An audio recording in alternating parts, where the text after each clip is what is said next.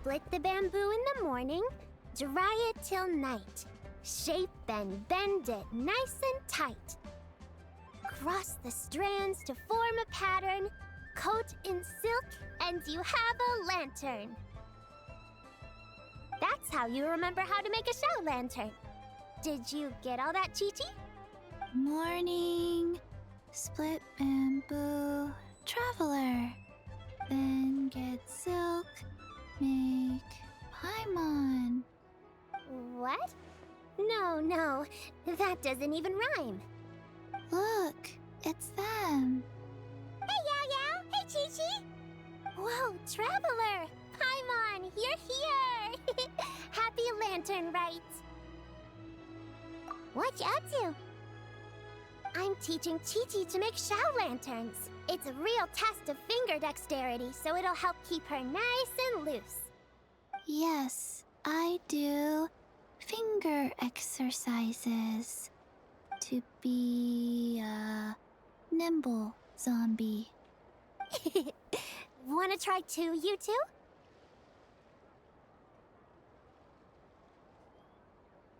Oh, okay.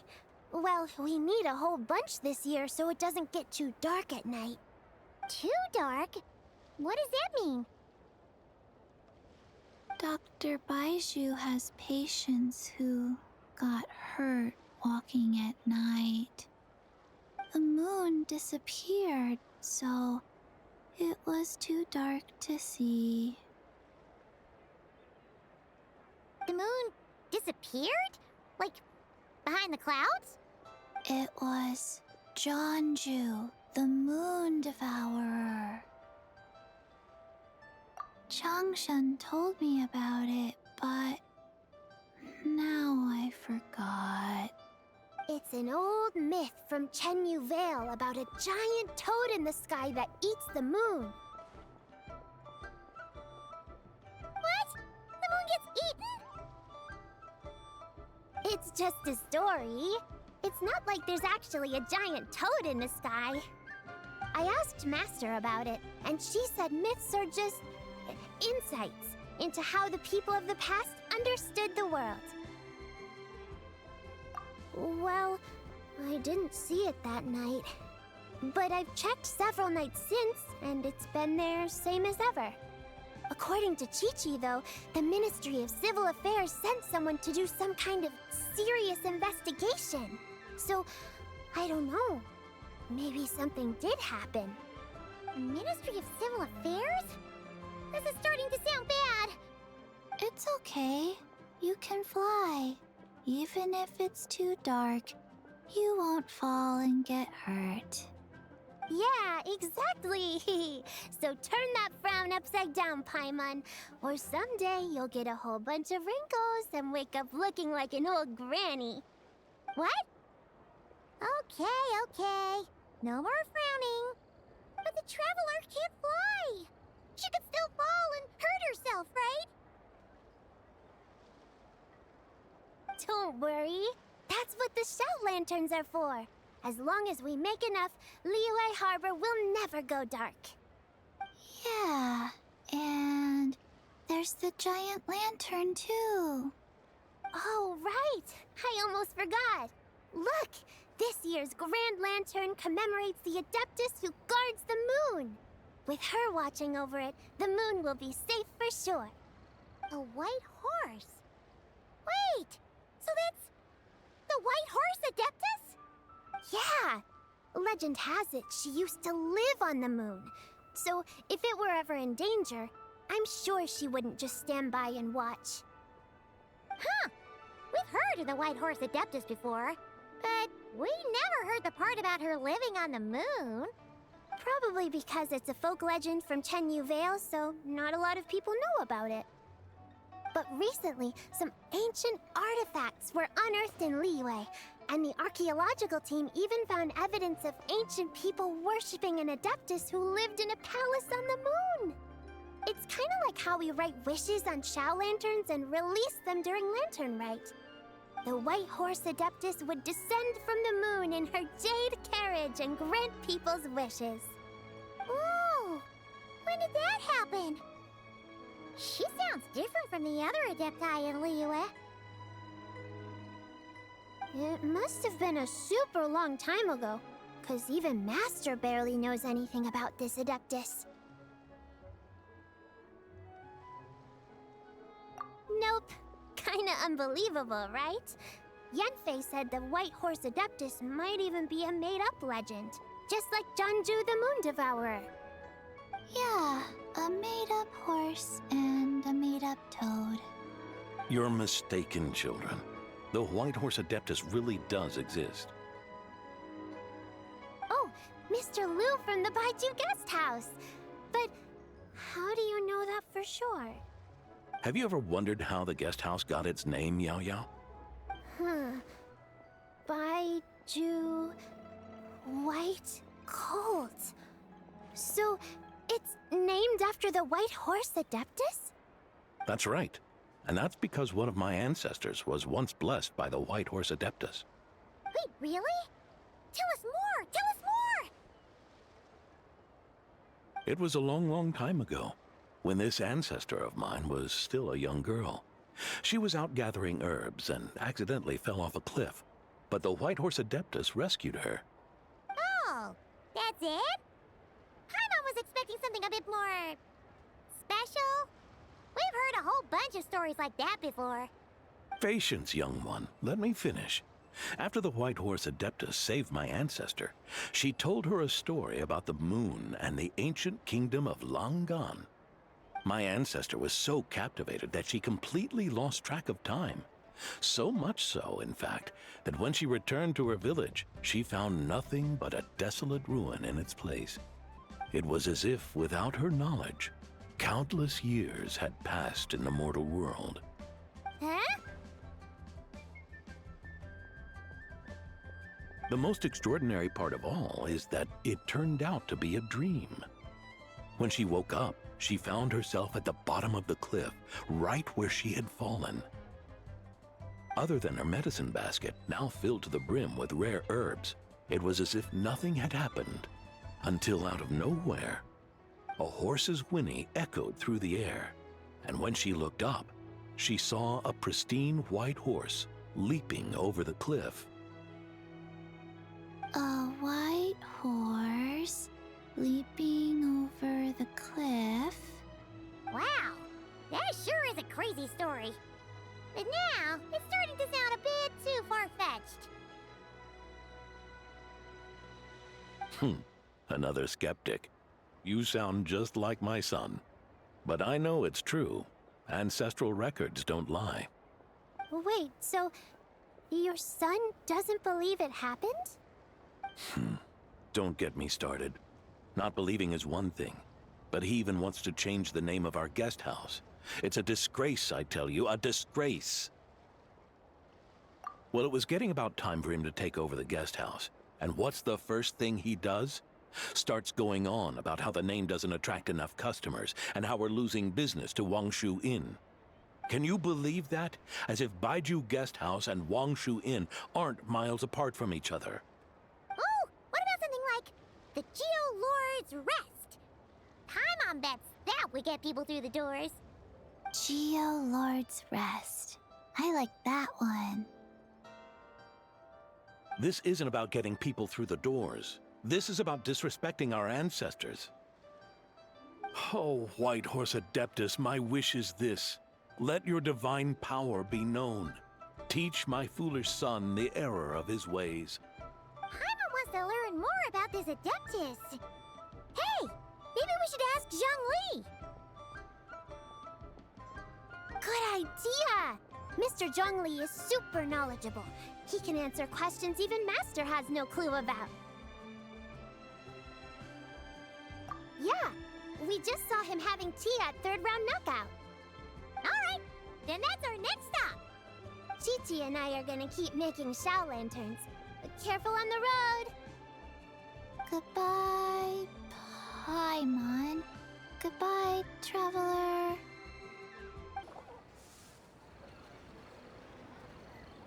Oh? Oh. Curious. Impressive, right? What's with all the commotion over here?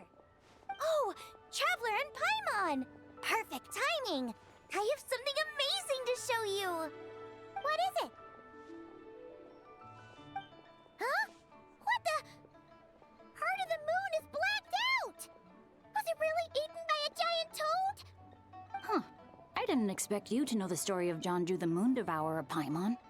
Don't underestimate Paimon. She learned a whole bunch of things in Sumeru. But Jonju the Moon Devourer is a Liyue legend. Well, knowledge knows no borders, so... there. You're right about that, Paimon. But this dark circle doesn't look anything like a toad to me. A toad's egg, maybe? But that's about it. Oh, wait, Traveler! You've been in Nodcry, right? The people there worship the moon goddess. So you should know what's going on here. Really? Not even in a place where people worship the moon? Huh. Oh yeah! Master told me that the tale of Jianzhu, the Moon Devourer, was how ancient people explained a certain celestial phenomenon. But what is it exactly? Some kind of omen of disaster? How so? Oh, but in this picture, the moon is being covered from the center. So this can't be a normal eclipse. Then, it's still an omen of some impending calamity? We never said that! Ugh, some crazy customer left it at the restaurant. Just thinking about it gives me the chills. Attention, everyone! As the auspicious festival season approaches, I have an announcement to make. I, Lu Xiong, am on the verge of becoming one of the most renowned archaeologists in all of Liyue Harbor. No, scratch that, in all of Teyvat. Even though I never trained at a prestigious academy, I've still managed to dig up tons of treasures. And I understand practically a whole dictionary's worth of big words, too. Like my pops always says, no pain, no gain. And I haven't had it easy, that's for sure. So, it's definitely my turn to make a name for myself. What's the deal with her? No idea. Maybe she ate a bad batch of perch stew? What? You don't believe me? I'm telling you, I dug up treasures from the ancient nation of Langan. I even got a picture of Jonju devouring the moon. Longon? Jonju? What is she even talking about? Sounds like she's a few perches short of a stew, if you know what I mean. So what if blackback perch stew is my favorite? Stop talking about me like I'm not here. Whoa! What are you doing? You're just a stupid, ignorant man, and I'm gonna kill you. Young lady, you need to calm down. What? So you're looking down on me now too? How about I take you both out then? How does that sound? This is a place for dining. If you wish to take me out, you'll have to do it elsewhere. Don't act like you're better than me. Do you know who I am? I'm about to be the most famous archaeologist in all of Liyue. No, Teyvat. Show me some respect. It's respect you want? Very well. For the sake of the other customers, we'll do this your way.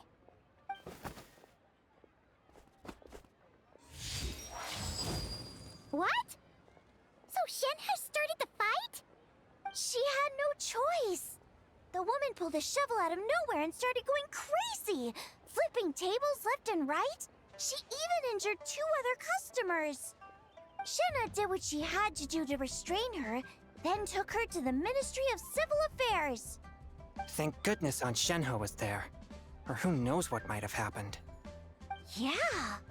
I started cleaning up after all the commotion, and that's when I found this photo.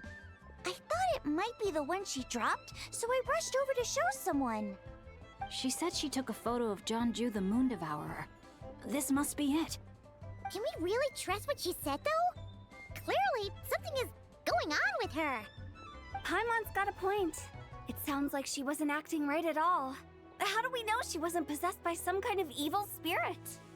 Aunt Shenhe would have noticed if she was possessed. All right. But what about the part about Long Gone and the treasure she found? What about it? What if she raided a tomb and dug up some super special relic, then got herself haunted by an ancient ghost?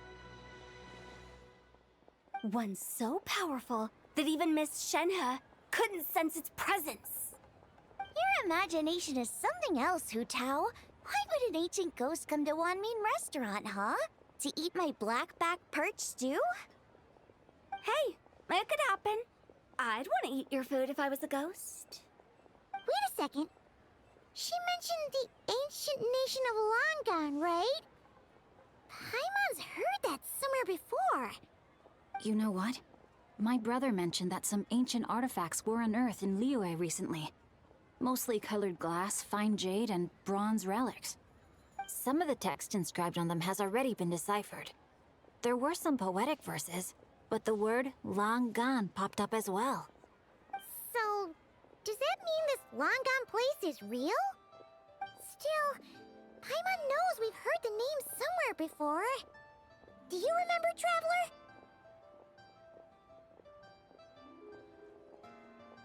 Right!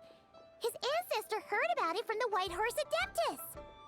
The White Horse Adeptus? Oh, so you must have been to see the giant lantern already. Yep. And it turns out that the White Horse Adeptus is super mysterious, too. Even Madame Ping hasn't met her. Wait, I thought she was the gold-eyed Celadon mare of the 8 Adepts. That's just the interpretation you believe in, Hu Tao. There are other theories out there, too. The elders of Qingce Village believe that during the Archon War, a white horse leapt from a clear spring, transforming into an Adeptus who aided Rex Lapis in battle. In Chenyu Vale, some of the tribes take her to be the daughter of time, and trace her deeds to an even earlier era. Yet in other ancient texts, including the relics I just mentioned, she appears as an emissary who listens to mortal wishes, bestowing the blessings of the heavens and moon upon the mortal realm, which is why we write our wishes on Shao lanterns. That's so complicated. So what's the verdict? Which version is the truth? I'm afraid there's no definitive answer to that. You two have been all over Tevat. Do you have an idea? Nope, sorry. We were actually on our way to ask Zhongli. He knows even more about this kind of stuff than us. Ah, looking for a consultant, huh? He's having tea with Miss Linlong. Shigu Antiques is hosting an exhibition tonight. An exhibition? For what? All those antiques Sing just mentioned. So if you head to the big ship docked in the harbor tonight, I'm sure you'll find him. So, where to next? How about we go to the Ministry of Civil Affairs to ask about the White Horse Adeptus? We might be able to find out more about the recent moon situation, too. If you're heading to the Ministry of Civil Affairs, could you give them this picture for me?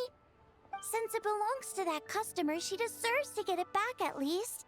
It might even help the Ministry with their investigation. Ha! All right! We're off! Oh, wait! I almost forgot! Happy Lantern Rite! Come have a meal with us when you're free. We'll be there, or we'll be... square.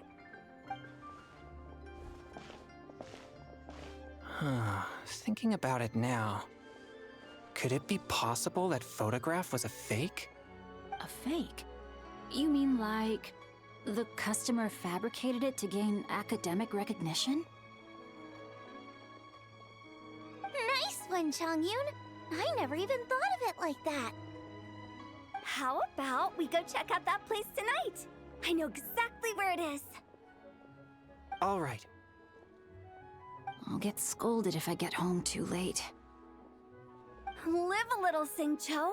You act like this is a first for you. Worst comes to worst, we'll get Xiangling to cook you something delicious, okay? Well, when you put it like that, I suppose it's worth the risk. were just waiting for the promise of free food, weren't you? Fine. It's a plan then. We'll meet up tonight. And your grandfather is of the same opinion, Miss Lanyan? Yes. On Laternenrite, the moon shall go dark. That's what the signs are indicating. Celestial observation isn't Grandpa's strong suit. But he discussed it with several other elders from our clan, and their conclusion was the same. It's consistent with the information we've received from other sources as well. You mean the whole thing? About the legend of Jeonju the Moon Devourer? Happening in real life? Yes, that's one of them. So it's true. I thought it was just a rumor. It's true. But right now, the bigger issue is that all our sources indicate the phenomenon's gonna happen again. I'm not sure this bodes well. Let's remain optimistic for now. We're making progress interpreting the artifacts, and Ganyu is consulting with the Adepti as we speak. Besides, apart from the incident at Wanmin Restaurant, there haven't been any other moon-related disturbances. Ningguang, Keqing, and Lanyan! You're all here! Oh, Traveler! And Paimon! It's been a while. Happy Laternenrite. Yes, happy Laternenrite. What brings you here, though? I thought you'd be in the harbor enjoying the Shao lanterns. You're certainly not the type to visit Yujing Terrace for no reason.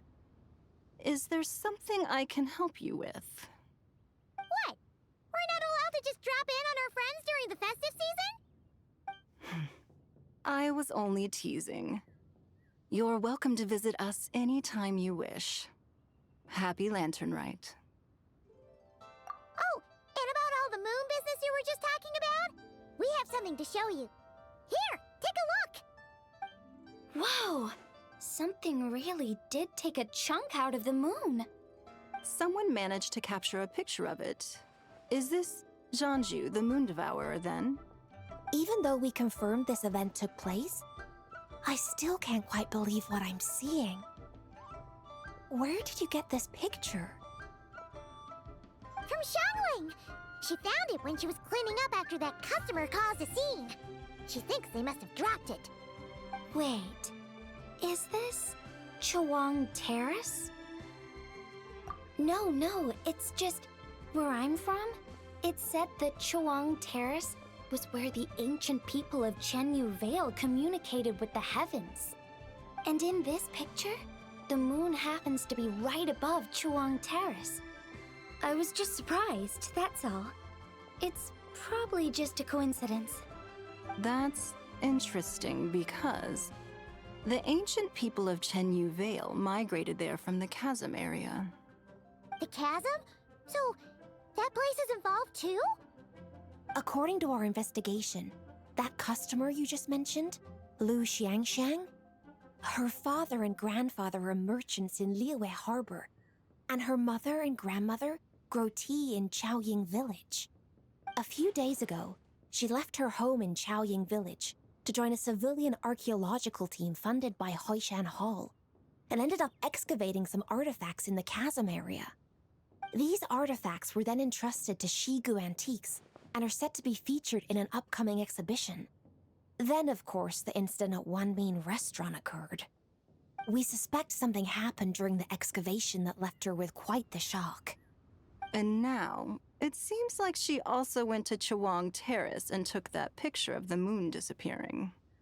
The chasm? Chawang Terrace? Things are getting pretty complicated. She's not in a good mental state, so we took her to Boo Boo Pharmacy to get some help. Why don't you come with me to check up on her? At this point, you seem invested in this case too. Then let's head there now.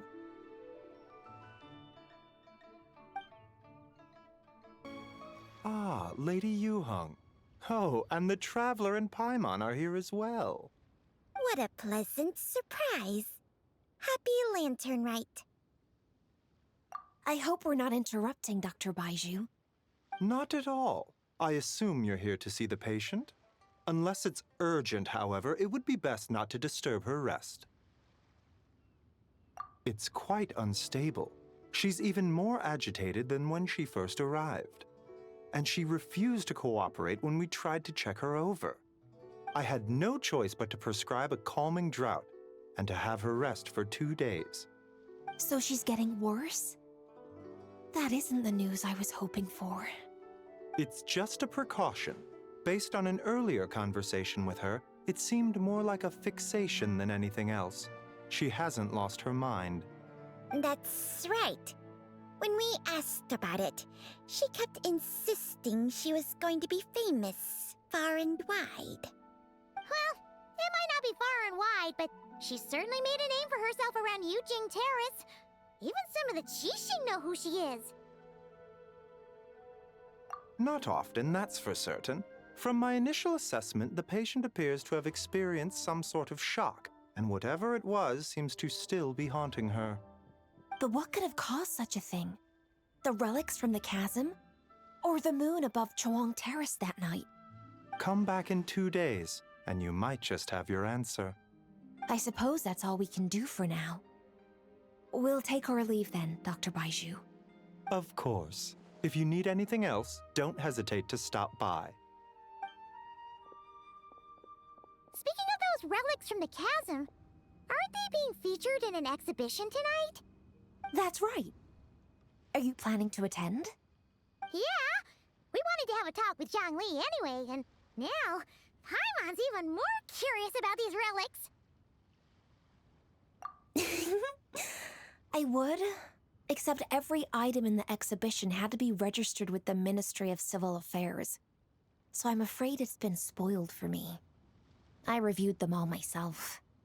There are some rather peculiar artifacts, that's for certain. We're still working on decoding the ancient text that appears on them. Yeah! The word jade appears a whole bunch, doesn't it? Huh? How did you know? Shincho told us. He said there were some ancient poems on them, too. He's quite well informed, isn't he? Well, he's right. We believe they're direct references to the ancient nation of long gone. As for the other text, instead of regular poetry, it seems to be more like ceremonial language used to worship the moon and the gods. The moon and the gods? Well, looks like it's almost time for the exhibition. You two should head over. There's an usher at the harbor who will lead you to the venue. Not at all. The exhibition is free to the public. The people of Liyue have a great respect for our history and are eager to learn from it. Plus, the exhibition is being organized by Linlong, the owner of Shigu Antiques. As far as I know, it's been a long-time goal of hers to hold a cultural exhibition of this scale, where people can learn all sorts of information about the past. Guess we're in for a real treat tonight, then. Yes. Have a great time. There's still more artifact decoding work I need to finish, so we'll have to part ways here. After seeing the picture you brought, there's a few ideas I'd like to follow up on. You're hard at work even during festival season? Ha! You haven't changed one bit, Keqing. I'm simply fulfilling the responsibilities of my position. That's all. All right. I should get going. See you later. Well, guess we should head over to the harbor and find that usher. Whoa! Look at all the antiques on this ship! It's almost too much to take in! Greetings. I trust you've been well since last we met? Aha! Speak of the devil! You're right where Hu Tao said you'd be. Ah, so Director Hu gave me away, did she? Don't act like you're up to some super secret business. We know you just do whatever you feel like. Yo, Traveler, Paimon, what's up? It's been a while, you two. Happy Lantern Rite. Beidou! Yunchin! It's great to see you! You're here for the exhibition too? Yes. When I heard these artifacts were from ancient times, I just knew I had to come learn more about them. I mean, what a discovery, right? Yeah, Ningguang pretty much said the same thing. She thought coming here might help culture me up or something. But as you know, I'm more of a fists and punches type of person. I doubt one exhibition is gonna change that. You're too modest, Captain. You're the leader of the Crux fleet. That takes far more skill than just fists and punches. Plus, at the end of the day, you still decided to come, even though you didn't have to listen to Ningguang. Well, she's the Tianquan. If she can't even get an average ship captain like me to do her bidding, how's that gonna look? You sure know how to think from her perspective, huh? I guess I do. Anyway, how's everyone enjoying the exhibition? I heard that if you see something you like, you can negotiate the price with the owner and take it home.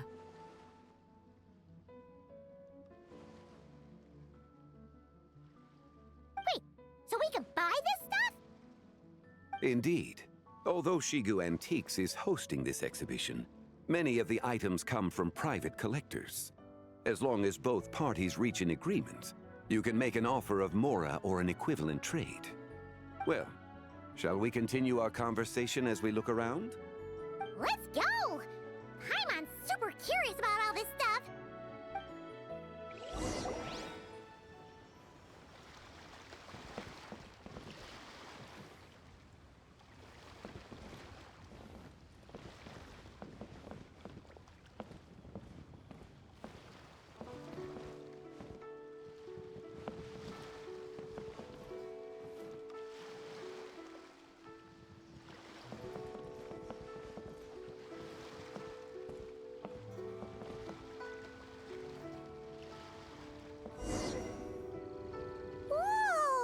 This painting!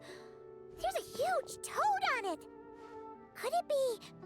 Huh. This material is quite unusual. It doesn't look like paper. More like silk, or some other kind of fabric.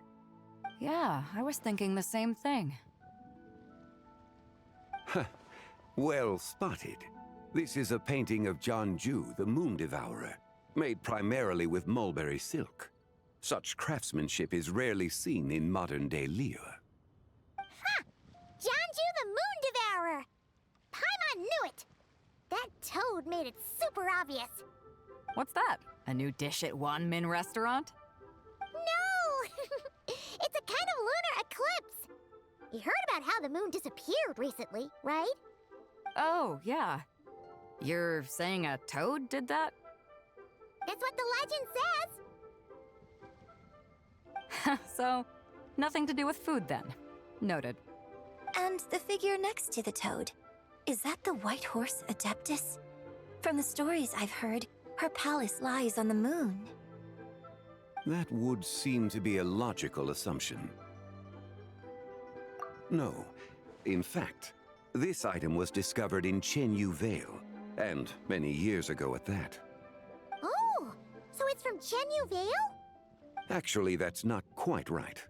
You see, this painting is primarily comprised of mineral-based pigments, such as cinnabar and azurite, which are usually found within stratified rock. This suggests its place of origin may very well have been the chasm. You could have just started with that. You're as knowledgeable as ever, Mr. Zhongli.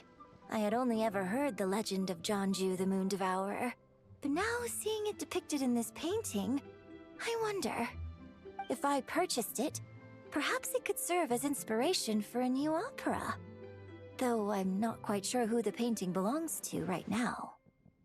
A splendid idea, Miss Yoon. Perhaps in lieu of mora, you could offer the lyrics to said opera as recompense. The lyrics? But to whom? Why, to me, of course. I am the owner of this painting, after all. Wait, so you're one of the private collectors of the exhibition? No wonder you knew so much about the painting. But lyrics in exchange for a precious antique? My work could never possibly be of equal value. I don't know about that. I'm not much of a scholar, but even I know your operas are in a league of their own. An astute observation, Captain Beto. In my possession, this painting is nothing but a lifeless artifact, In your hands, however, it could be transformed into a new piece of art entirely. Quite the worthy exchange, no? But I'm not sure when I'll be able to finish writing it. It certainly won't be ready this year. Allow me to be equally forthright, Miss Yoon. This silk painting is merely a copy I made of the original work. There is no need for such concern over its value. Huh? So it's a fake? I had no idea you were such a skilled artist, Mr. Zhongli. I pride myself on having some knowledge of antiques, but I didn't notice anything that would point to it being a replica. You never cease to amaze me, Mr. Zhongli. You flatter me. All that said, Miss Yoon, you must accept. Truly, I insist. Huh. He's gone from handing out fake Mora to fake paintings now, huh? Your kindness is impossible to refuse, Mr. Zhongli. Rest assured, I'll be sure to return the favor. I shall look forward to it. Man, that was quite the find. I should buy something too, if only so I can show it off to Ningguang. Let's keep going and see what we can find.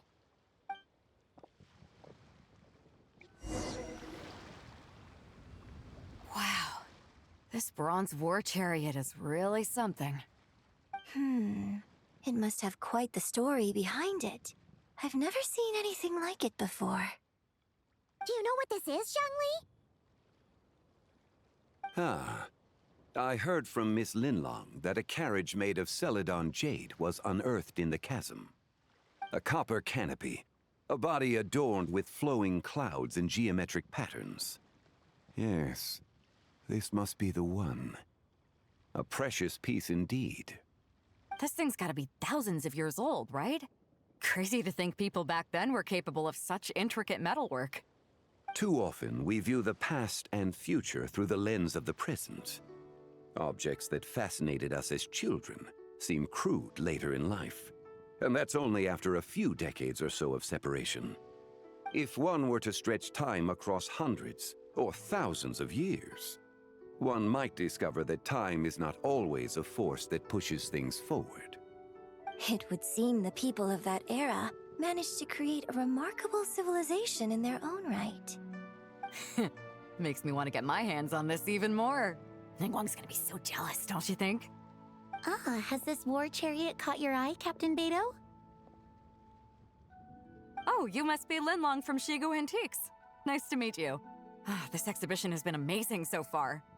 Well, that's all thanks to supportive patrons like you and Mr. Zhongli, of course. As for this war chariot, it was discovered by an archaeological team sponsored by Hoishan Hall. The price comes in at 90 million Mora. How much? 90 million? Woo, looks like my eyes were a bit too big for my wallet.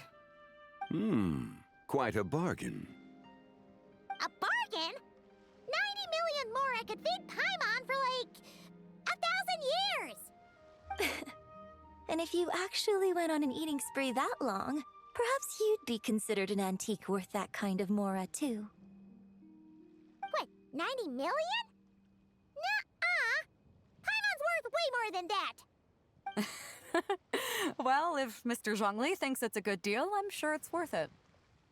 Beidou's putting way too much faith in Zhongli. What if he's only here to drive up sales? I'll take the chariot, Miss Linlong.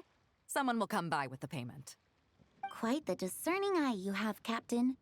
After the exhibition ends, I'll have someone deliver it to the Alcor. Actually, could you send it straight to Yujing Terrace? I'd like for the Tianquan to see the proof of my discerning eye for herself. Understood. Great. Yunjin and I both found something. What about you three? Want to keep perusing? And don't worry about the Mora. It's all on me. Nobody's going home empty-handed tonight. I appreciate your kindness, Captain, but I'm afraid I have some private matters to discuss with Miss Linlong. In that case, don't let us keep you, Mr. Zhongli. Right this way. Traveler, Paimon, perhaps you would like to accompany me. What? So you can show us another bargain antique that's so far out of our price range it's not even funny? Other people are always demanding Mr. Zhongli's time, but it's quite rare for him to extend an invitation himself. I wouldn't pass up this opportunity if I were you, Paimon. Yeah, just don't forget to come aboard the Alcor for a drink later. Yeah, guess you're right. Taking a quick look isn't gonna cost us anything. Let's go!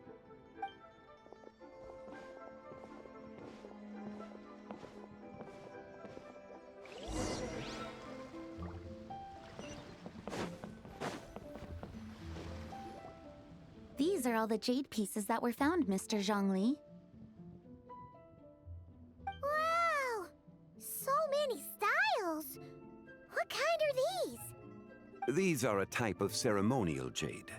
You're familiar with Chen Yu Vale's rain jade, right, yes? Oh, yeah! So these pieces are all used in the rain jade ceremony?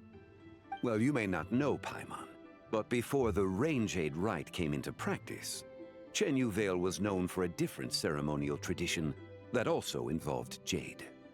The bee is used to honor heaven, the Tsong to honor earth, the Gui to honor the east, the Jiang to honor the south, the Hu to honor the west, and the Huang to honor the north. These form the 6 ritual jades.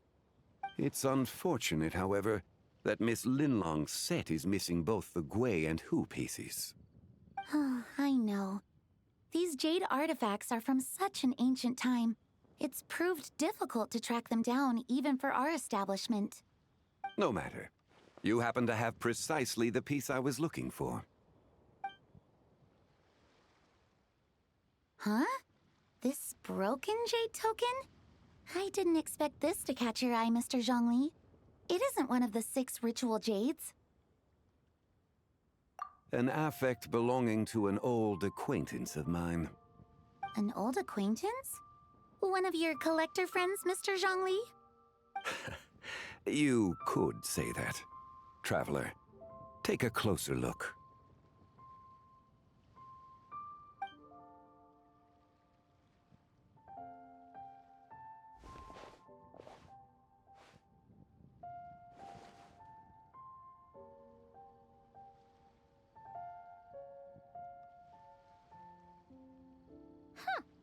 It doesn't look all that special to Paimon. Just seems like a broken artifact. Indeed. It's been thousands of years since the moon has appeared in such a form. So, in the past, the moon wasn't always full. Then, could this missing chunk be from when Jianzhu devoured part of the moon? It's worth looking into. Your insight is invaluable, Mr. Zhongli. I had no idea how special this piece was. Since it has caught your interest, allow Shigu Antiques to cover the cost. Oh, that is far too generous, Miss Linlang. Not at all. I've always wanted to give people a chance to appreciate these snapshots of history. So holding an exhibition like this has been a lifetime wish of mine. And it never would have been possible without your help, Mr. Zhongli. I merely put in a good word with a few acquaintances of mine. And it had a profound impact. Without your recommendation, I doubt half of these collectors would have come to the exhibition. So, on both a personal and professional level, I owe you my thanks, Mr. Zhongli. Wow! Zhongli actually did something useful for once.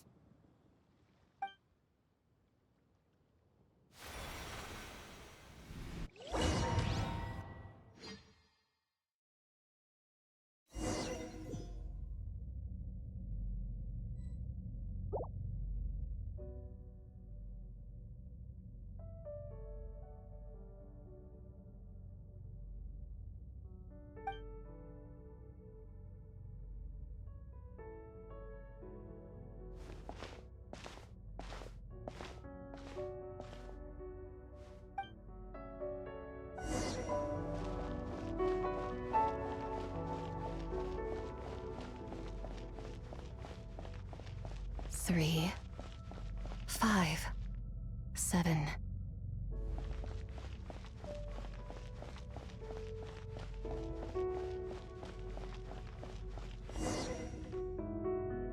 11, 13, 17,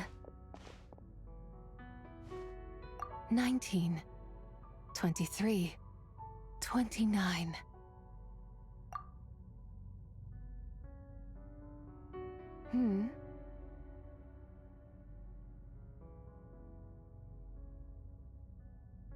You also enjoy counting in such a fashion, lost child? The same loneliness as them. It seems to exist in your heart as well. Me? I'm sorry, I don't remember. The shadow of the moon? Or a dream of time? I'm sorry. No one has asked me such things before. I've been here for so long. There is much I have forgotten. I know nothing of your arrival. All I know is the longing in people's hearts. Yet, I sense the moonlight's guidance within you, child. Perhaps that is what brought you here. You seem confused. Perhaps I can help in some way.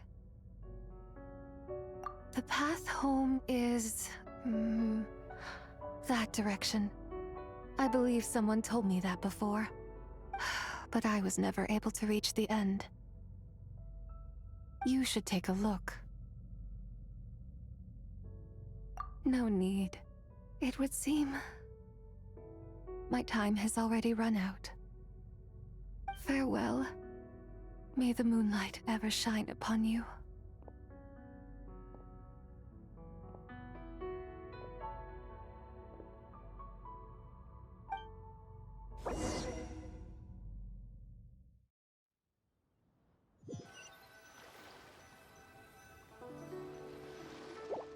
Wow! Jiangwei actually did something useful for once. Your complexion looks rather ashen, traveler. Are you feeling all right? Yeah, what's wrong? Does your stomach hurt? Huh? What are you talking about? You were right here the whole time. Ah, I see. I'm afraid we must take our leave, Miss Linlong. My friend has taken ill and I must escort her to get some rest. Of course. Traveler, Paimon, please, come with me. Ah, yes. Regarding the payment for the Jade Token. Charge the expense to the Wangsheng Funeral Parlor if you would.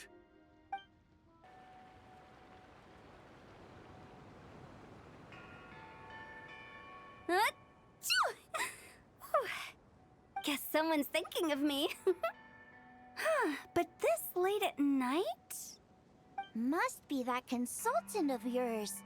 I bet he's out there spending all year more at the exhibition. Yeah, he'd be the perfect employee if he just knew how to rein in the spending. But never mind him. Let's focus on the moon. We gotta see if it gets eaten tonight. I don't think it's going to happen. We've been out here all night, and the moon's the same as ever. It is quite late, and Chongyun's getting tired. How about we head back? We can come back another time. Head back? Already? Actually, I do have a new dish I'm testing out tomorrow. And as part of my New Year's resolution, I'm trying not to oversleep. All right. Guess it just wasn't meant to be. Let's go.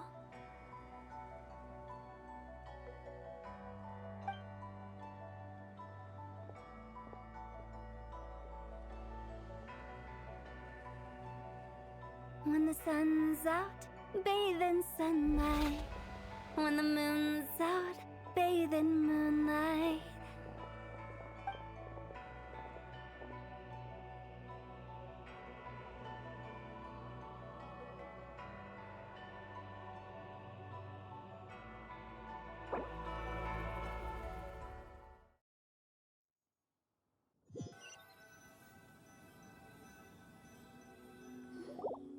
Wait, weren't we going to rest? Why did you bring us here? because I imagine the traveler would like to know what just happened to her. Oh, right. Ugh, Paimon's confused, though. She could have sworn you were there the whole time.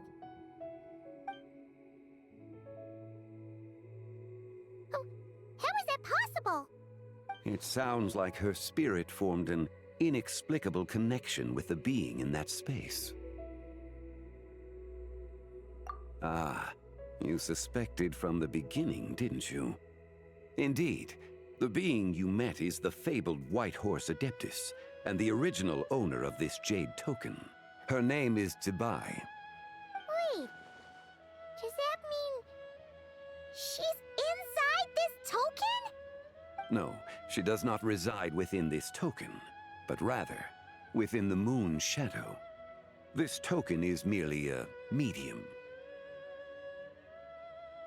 Word has it you accomplished quite the feat in Nodcry. You and your friend brought the Frost Moon back to Tevat. Tell me, did you ever wonder about the other moon? The one that hung in its place for thousands of years? We never really thought about it, but it must have been a fake, right? A fake moon! Indeed, it was false. Its true nature, nothing but a projection of the moon. It also happens to be the prison that confines Zibai to this day. Wait, the White Horse Adeptus is trapped inside that projection? Then we need to rescue her! But the moon in the sky right now is the real one, right? Where did the fake moon go? And why can't Paimon see it?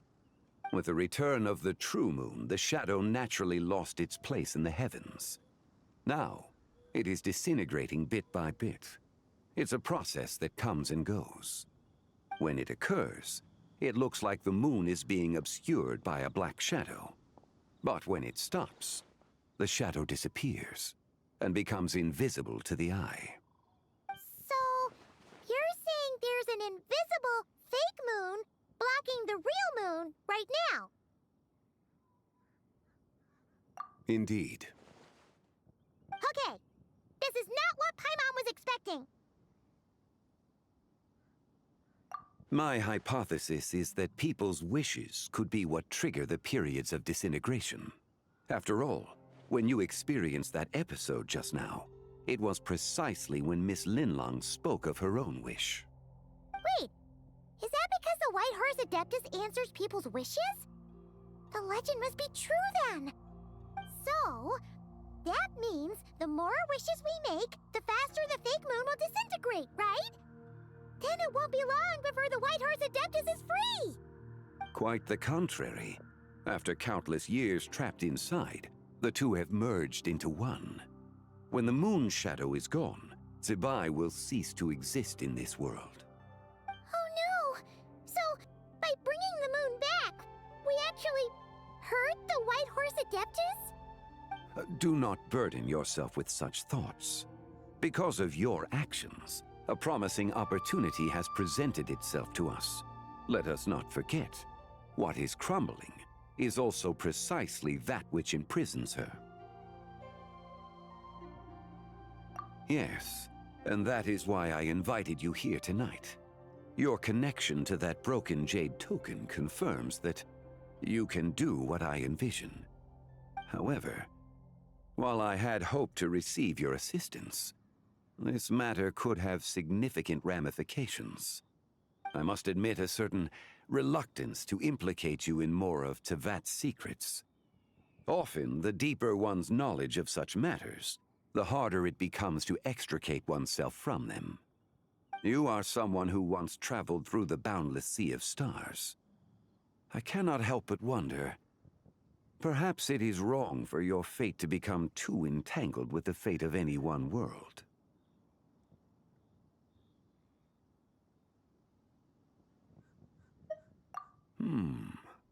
Such is your conviction, then. Since journeying beyond Liyue, you have had ample time to reflect on these matters, it would seem. Very well. The first secret I must reveal is that Zibai has long since passed away. The being within the Shadow Moon is merely one of the 3 deadly selves she severed before her death. Wait, the White Horse Adeptus is dead? Weren't you supposed to tell us how to fix this? Now it just seems even more impossible! Please, remain calm, Paimon, and allow me to explain. The 3 deadly selves is a practice used by those engaged in spiritual cultivation. The intent is to sever the 3 vice-laden mortal selves to reveal one's true, pure self beneath.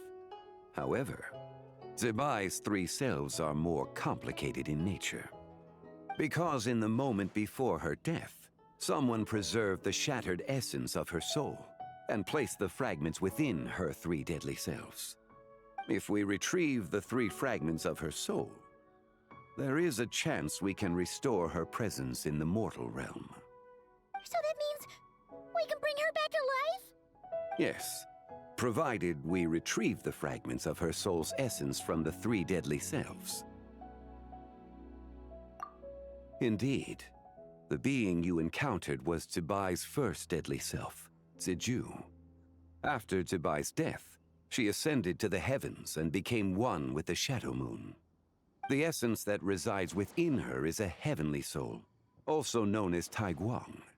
Thus, this self is the closest to Zebai's true nature.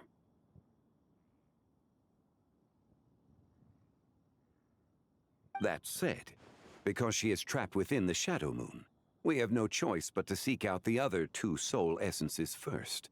Then we can unite them as one. Her second deadly self is called Ziju. After Zebai's death, she fell into a slumber deep beneath the earth in what is now known as the Chasm. The essence within her is the Earth Soul, also known as Xuangling. She is the self that inherited most of Zebai's memories and wisdom. The chasm?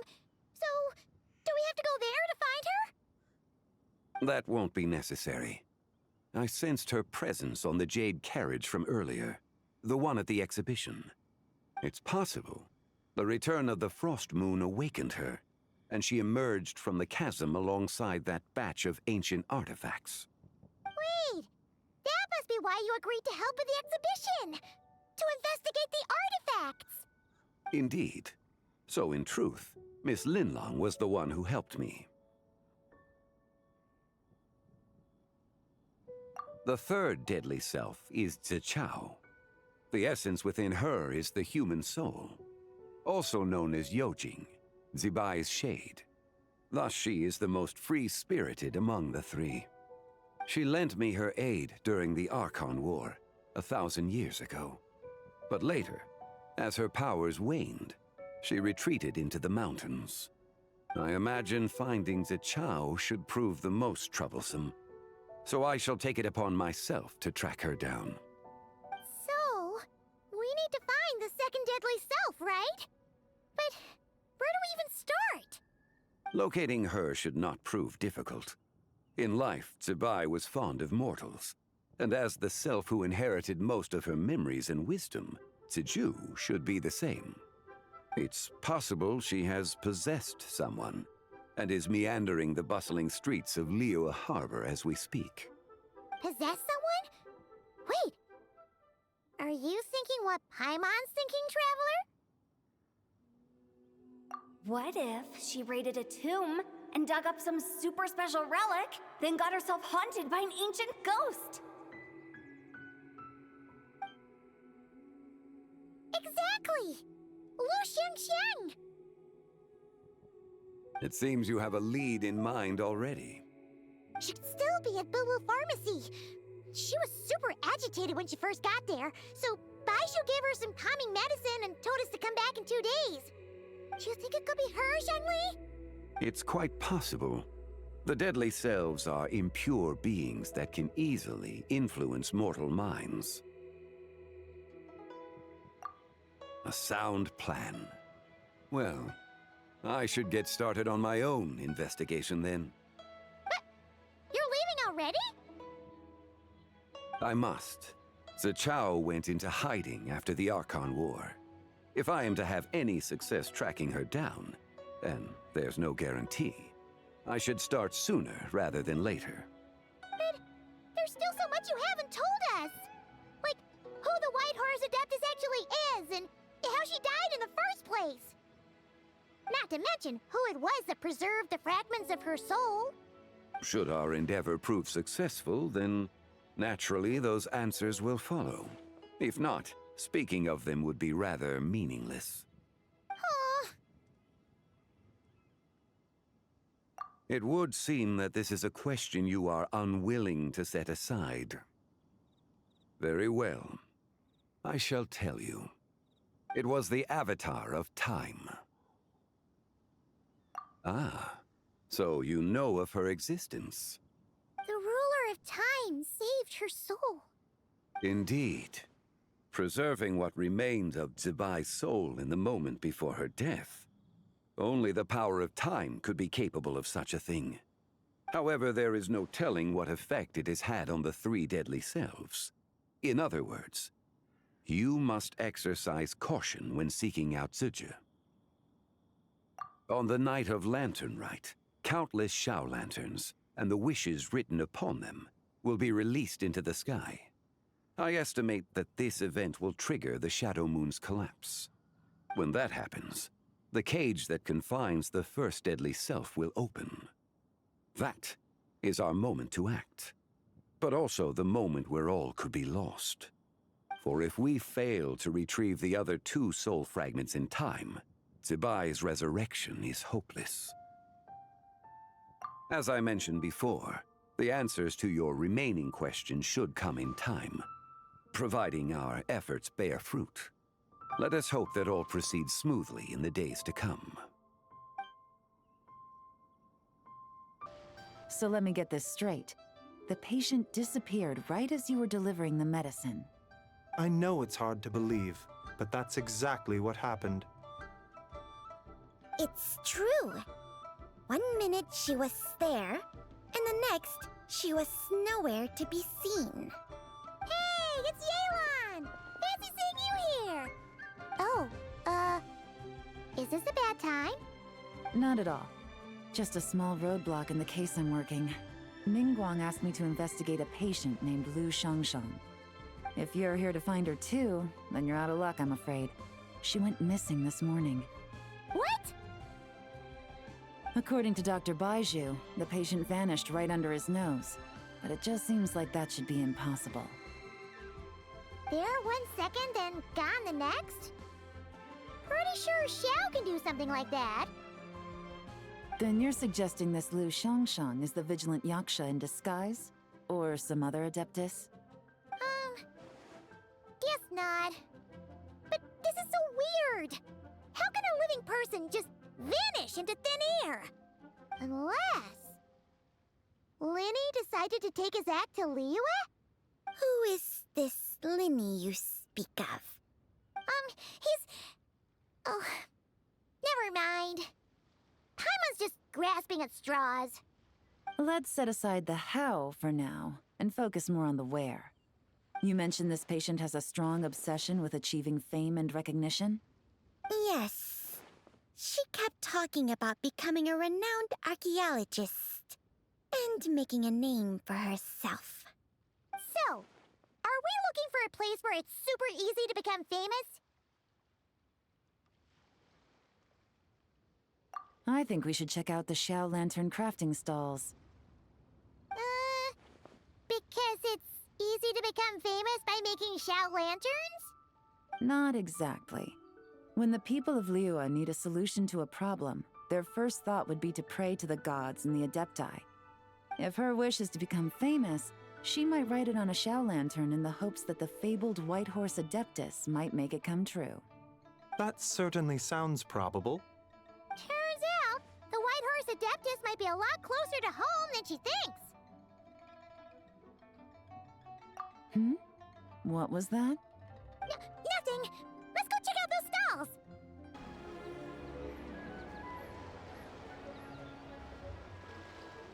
Alright, we're here! Still no sign of Lu Shangshang, though. As long as you're patient enough, Paimon, you'll find that hunting down people is no different from hunting boars. We need to blend into the environment, or we risk alerting the target. So as far as everyone here is concerned, we're just ordinary tourists. Oh, okay.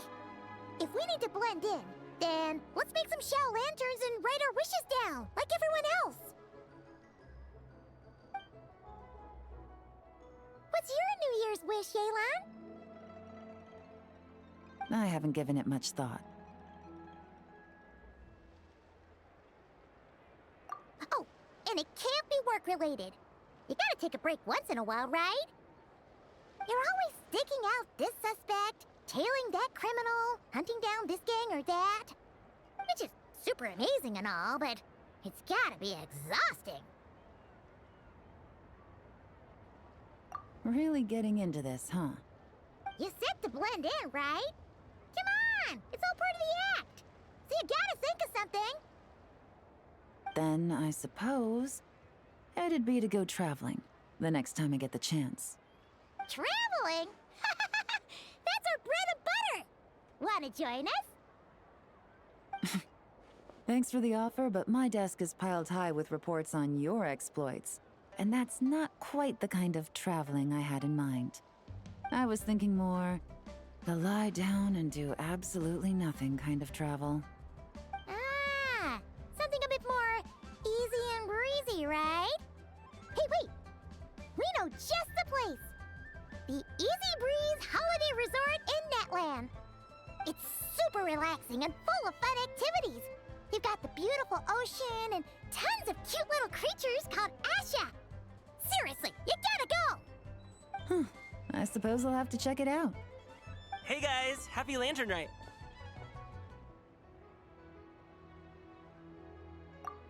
What a coincidence! You here to make shell lanterns too? Well, it's that time of year, am I right? Thought I'd join in on the fun. You can't have Lantern Night without making one of these.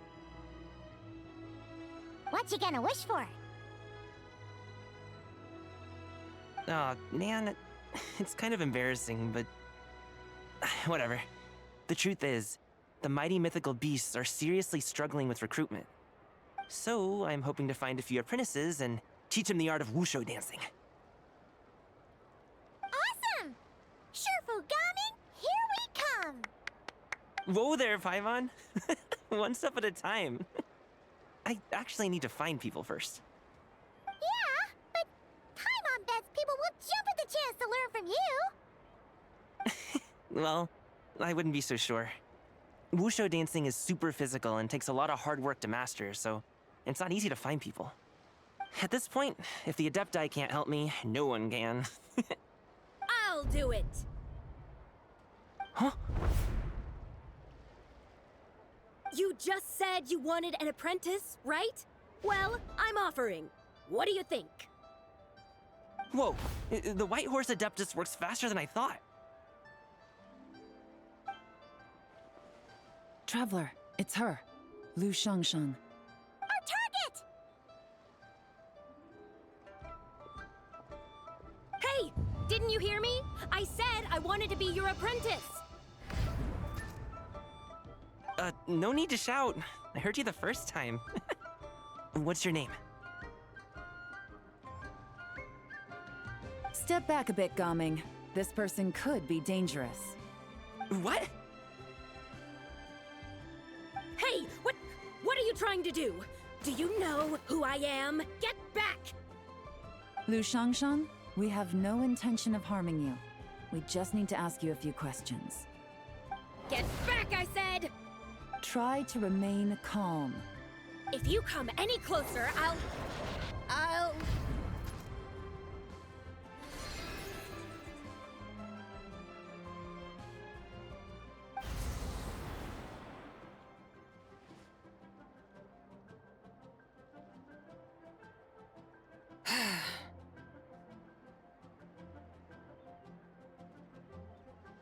Little wisp of a being. How are you able to see me? So what if I am? Leave at once!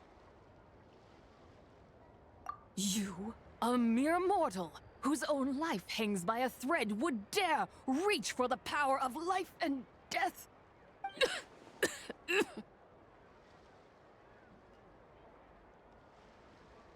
Unless you wish to be condemned to eternal damnation, you would do well to abandon this foolish endeavor. I shall speak on this no further. Don't come any closer. How did I get here? Who are you people? Playing dumb, are we? Save it. We know you attacked those people at One Min Restaurant. What? No, I would never. You must be mistaking me for someone else. You don't remember. Of course not. How could I do such a thing? What about the photo you took near Chuang Terrace? What photo? What's going on? It's like she lost her memory or something. Well, this complicates things. I'll take her back for questioning and let you know what I find. Take her away. But I didn't do anything! I swear! That's weird. She seems so normal now, but she doesn't remember anything. This is just great. An apprentice falls right into my lap, and now she's gone! Don't worry, Gaming. This is a special case. I'm sure you'll find one soon. Unless you're gonna pony up and offer a real solution, Paimon, I don't want to hear it. Gaming? What's up with... I'm done here! I'm gonna go find an apprentice, and I won't take no for an answer! Gaming, wait! Is it just Paimon, or was Gaming acting super weird just now? What? How do you know? Whoa! So you saw the second deadly self? And you think she moved from Lu Xiangxiang to Gaming? Uh-oh. Then we better find him before something bad happens! Let's go! Alas, why must Cloud Retainer inflict such woe upon us, Mooncarver? By the order of Rex Lapis, we were supposed to make haste to the harbor to stand watch. Yet we arrived late, for you, in your inscrutable wisdom, chose that very moment to tend the mint. It is no wonder Cloud Retainer banished us to the wilderness in anger. A pity only that I, blameless as I am, was made to share in the punishment. Blameless indeed. You speak as if it was not you who decided to plant all that mint in the first place. Yet now, in its wretched state, overrun by blight and vermin, you would turn away? Utterly heartless, I say. Were I truly that heartless, would I have rescued those seedlings from this desolate wasteland, granting them haven in your hallowed garden? Alas, if blame must be laid, let it fall upon Cloud Retainer for failing to recognize the virtue of our plight. Ah, at last a sentiment with which I can agree. If ever Cloud Retainer is away, we should steal into her abode and plant a veritable field of mint. A tempting little ruse, is it not?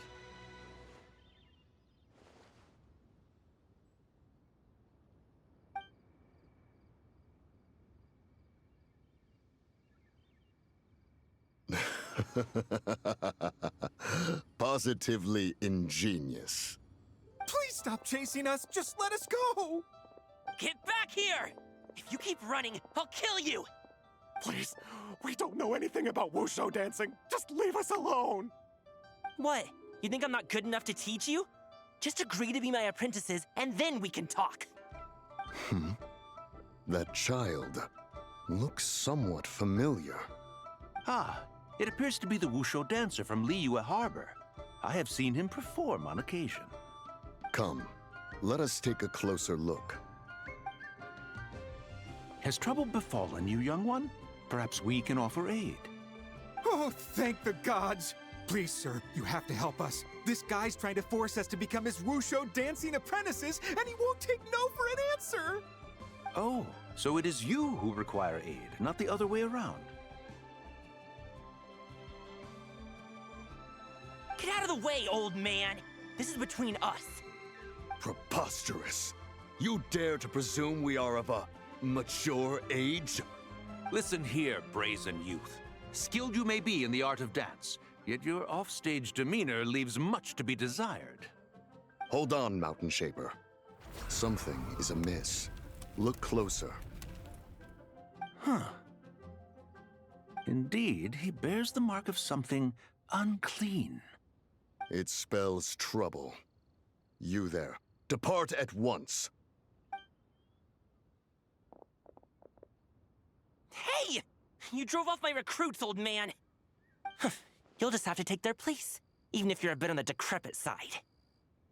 Many years it has been since a being has dared speak to us in such a manner. Now let us see what evildoer has sought to use you as its puppet, young one. You two, you're Adepti! Does that strike fear in your soul?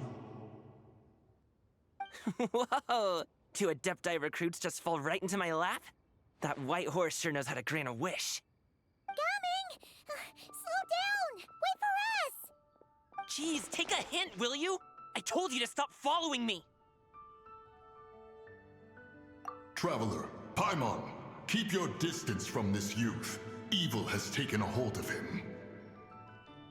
We know! It's one of the White Horse Adeptus' deadly selves! She's possessing Gaming! The White Horse Adeptus' deadly selves? Could it be that Rex Lapis called us to Liyue Harbor for this very reason? Hey! What are you two whispering about over there? Who's gonna be first apprentice and who's gonna be second? It doesn't matter! I'm not the kind of Sufu who plays favorites. Insolent spirit! Be gone from this child at once!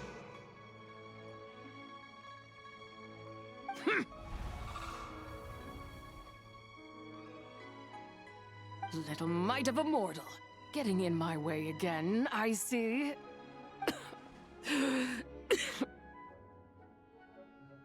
That is no concern of yours. No. Only by doing it myself will I find peace. Otherwise, rage will consume me. If I lose control, all will turn to dust. The curse of time. The memories this body holds. Come no closer. This is your final warning. Insolent spirit! Be gone from this child at once! Huh? Traveler and Paimon? And two Adepti? Where are we? Weren't we just making Xiao lanterns in the harbor? Gaming! You're back! Ah! The sun is most scorching. Agitation stirs within me. I require cooling mint to beat this heat. And speaking of, Cloud Retainer has scorned this verdant wonder long enough. It is time for her to feel its wrath. The wrath of mint! Mountain Shaper, where are you going? Oh no! Now Mountain Shaper's acting weird! Oh, you don't think it spread to him, do you? Spread to him?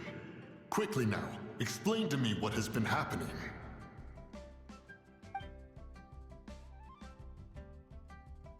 What? Was I really that rude? Jeez, someone get my dad to throw a slipper at me. I'm so... Whoa! You okay, Gaming? He is fine. It is simply exhaustion. But to think Mountain Shaper would succumb to something like this, it is most unexpected. So, Mountain Shaper either, right? My cultivation level rivals that of Mountain Shaper. Were I to give chase, Zildjian would but flee from his form and take refuge in mine. Seek out Streetward Rambler. Cloud Retainer and the Conqueror of Demons should be with her. I shall take this child back to the harbor and join you post-haste. Whoa! What are all the Adepti doing together? Rex Lapis charged us with keeping watch over Liyue Harbor should danger rear its head. I dare say this is the very crisis he anticipated. Come, we must devise a strategy before confronting Zildjian. The White Horse Adeptus? You mean the mysterious white mare that aided Rex Lapis during the Archon War? Even if it's not her, there must be some connection. She always avoided us back then, and I never knew why. Rex Lapis's recent trip seems to be related to this person as well. Xianyun! Madam Ping! Xiao! Great! You're all here! Ah, Traveler. It has been quite some time. Oh, happy Lanternrite, Paimon. You're as lively as I remember. I trust things have been well. Sorry, Madam Ping. No time to catch up. Something terrible has happened. What is it? Has Mountain Shaper gotten himself into trouble? Mooncarver is here with you, but he is not.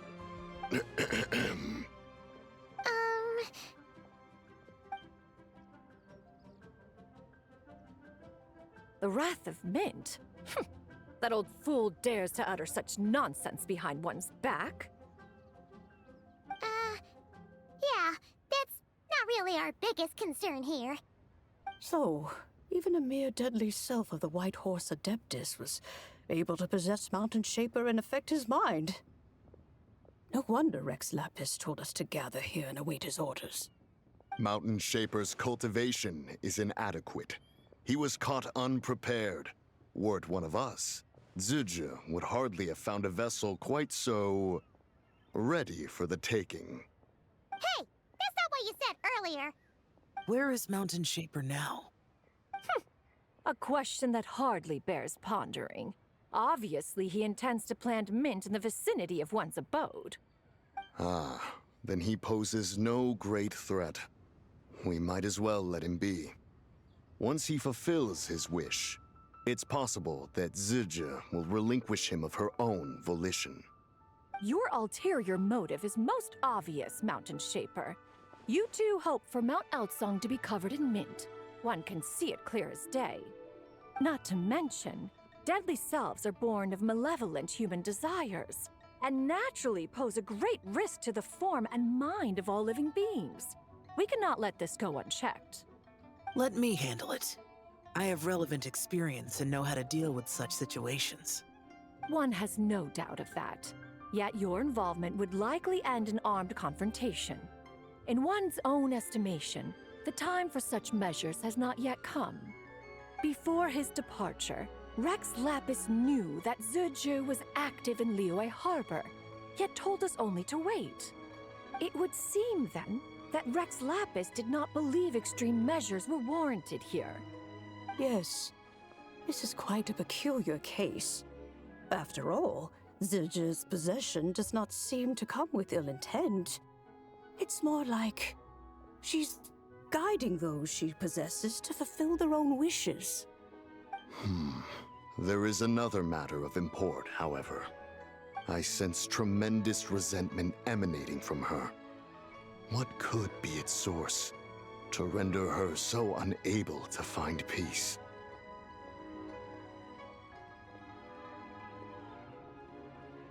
She was talking about the White Horse Adeptus memories, right? From what the Traveler said, it seemed like she was about to explode with rage. But why? With Rex Lapis away, if we wish to understand that which occurred in the past, we shall have to ask her directly. She also mentioned the Curse of Time. What could that be about? Perhaps erosion. Indeed. We are of the same mind. I heard that ancient clans in the mountains once regarded the White Horse Adeptus as the daughter of time. It seems there was some truth to that, after all. The daughter of time. Cursed by time? Time does not treat everyone equally. The longer you dwell in this world, the more it takes from you. Then what do we do? One has devised a solution.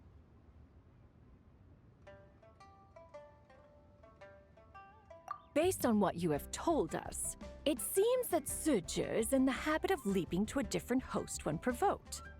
One's plan is for us to block all escape routes while you confront Mountain Shaper, forcing Suju to reveal herself. Then, if prior experience stands, she will have no choice but to possess you.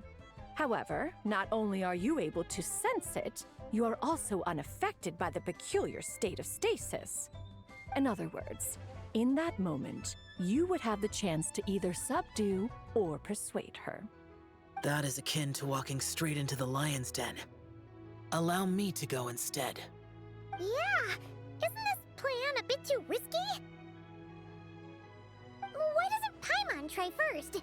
After all, even if she got possessed, it's not like she would pose a danger to anyone.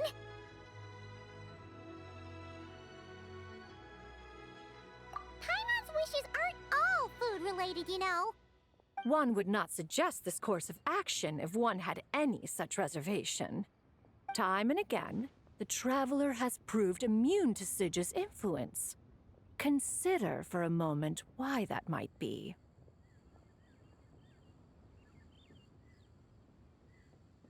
Oh yeah! That's what the first deadly self told you, right? Perhaps your time in Nodcry left you with the blessing of the newborn moon goddess, traveler. And this White Horse Adeptus clearly has a profound connection to the moon. Indeed. Indeed. I see.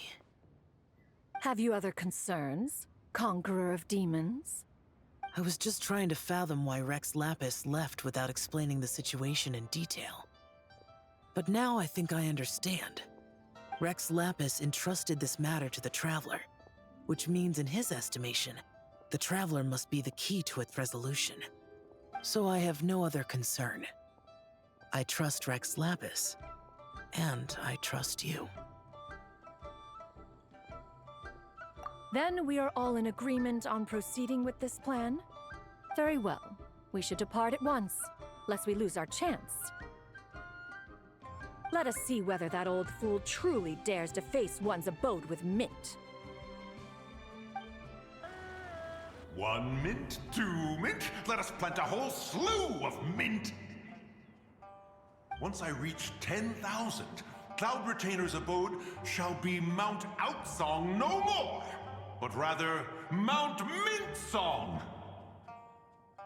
Oh, to behold the look on her face when she is confronted with such verdant splendor!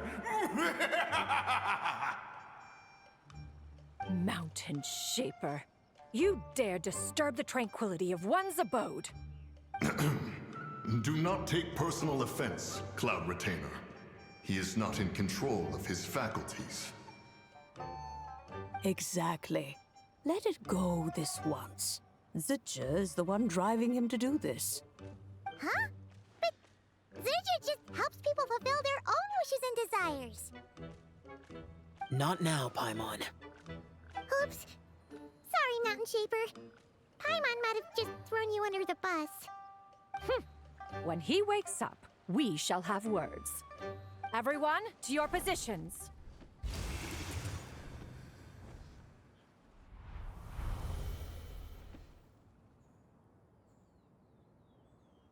Be careful.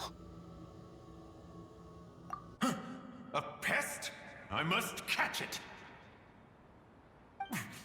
Again!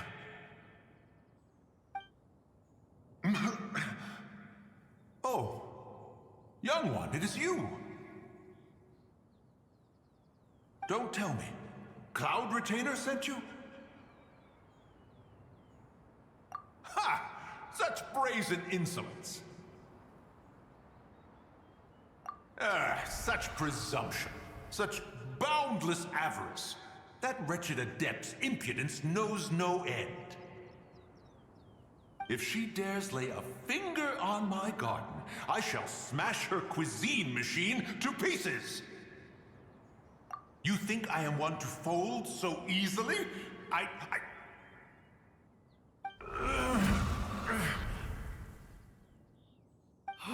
Insolent mortal!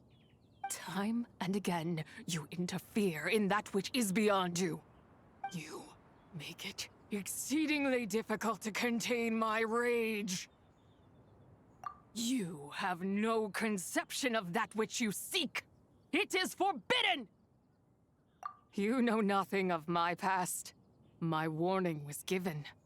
The cost entwined with this is beyond what you can bear. Stubborn mortal! You... Very well. If death is what you seek, who am I not to oblige? Come, let us see the extent of your resolve. Your wish is to behold the curse of time and the memories of this form? Then, let it be granted.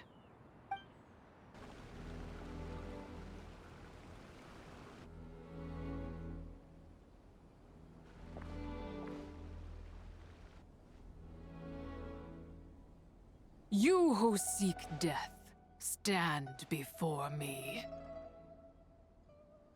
My prison. I was merely a trace of impure energy within Zapai's immortal body. When her soul was shattered, it should have been the end of me. But then, the one who governs time descended from on high and froze the moment of her death.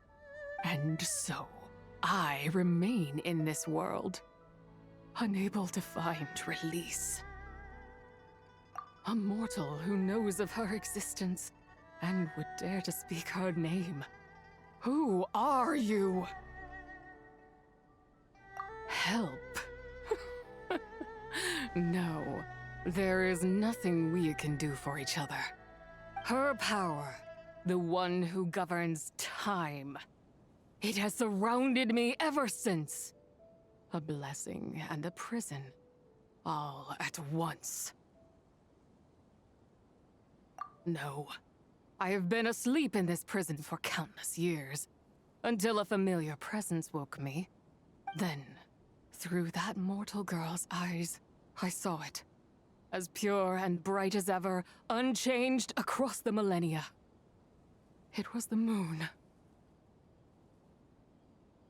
That place is called Chuang Terrace.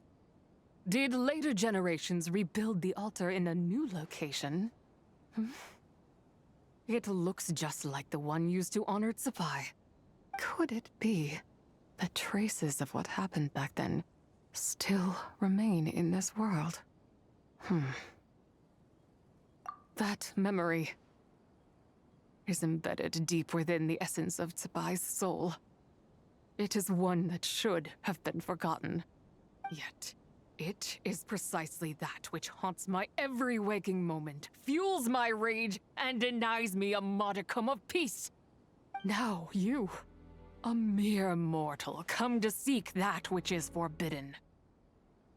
So, let us see whether the fire that fuels your ambition is a hero's wisdom, or a fool's courage. I shall relinquish control over this body's curse, and let it devour everything within sight. Run as fast as you can, lest this prison become your grave.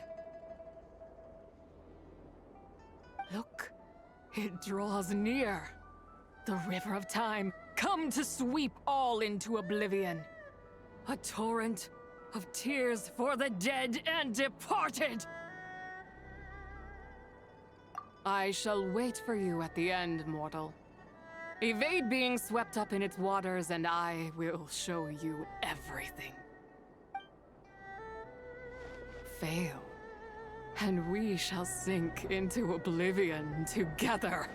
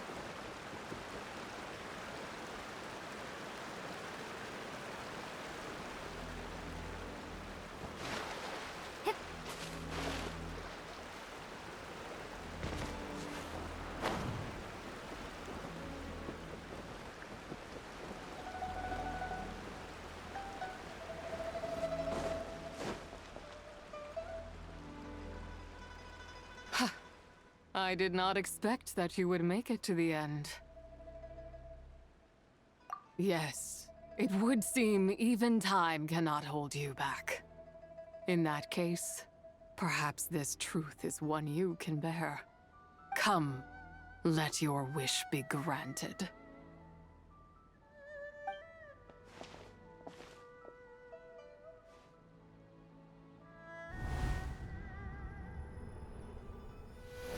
Under moon eternal, in radiant night, a maiden grants silk, soft and light. Under moon iridescent, in night divine, a maiden grants fiber for cloth so fine. Under moon of frost, in night so great, a maiden grants tools to divine our fate. What are Mom and Dad doing? Shh, just make a wish. The kind Adeptus on the moon is listening.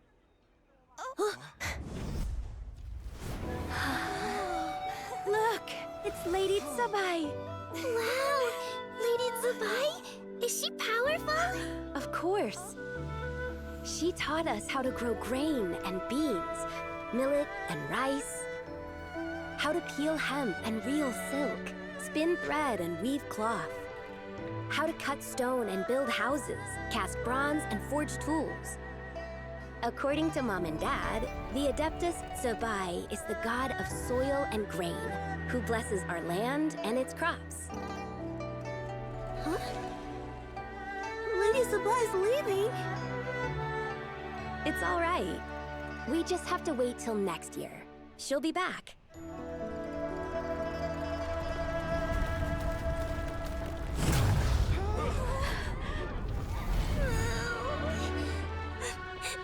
Mom and Dad are gone.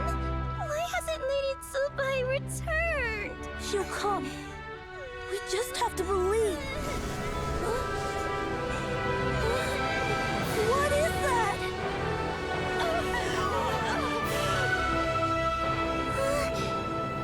Lady Tsubai abandoned us. All places tainted by the abyss need to be purified. That includes Long Gone. And what of its people? You know what will happen. You are but an emissary to the mortal realm. This is Heaven's will. There is no need for guilt, and no place for hope. I wouldn't dare. But the people of Langan honor me, worship me, pray to me. If I do not answer, the guilt will be too much to bear. And if you do, you will meet the same end. Then as their god, I shall die among them. Look!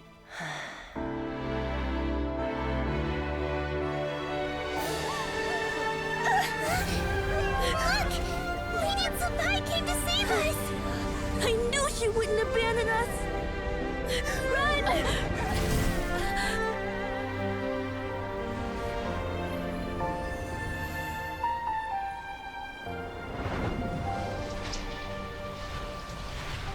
You have done enough.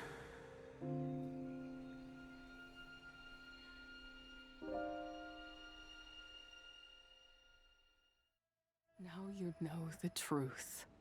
These are the memories that suffocate me where I stand and crush me under their weight.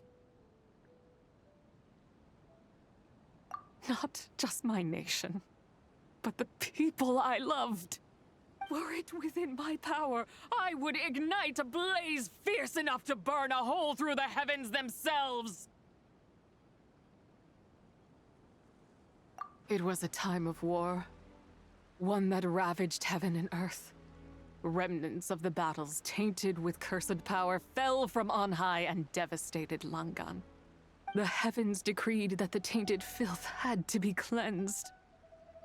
No matter the cost. If I just had more time, I could have helped more people to escape. But it wasn't enough. I just needed a bit more, and they all could have survived.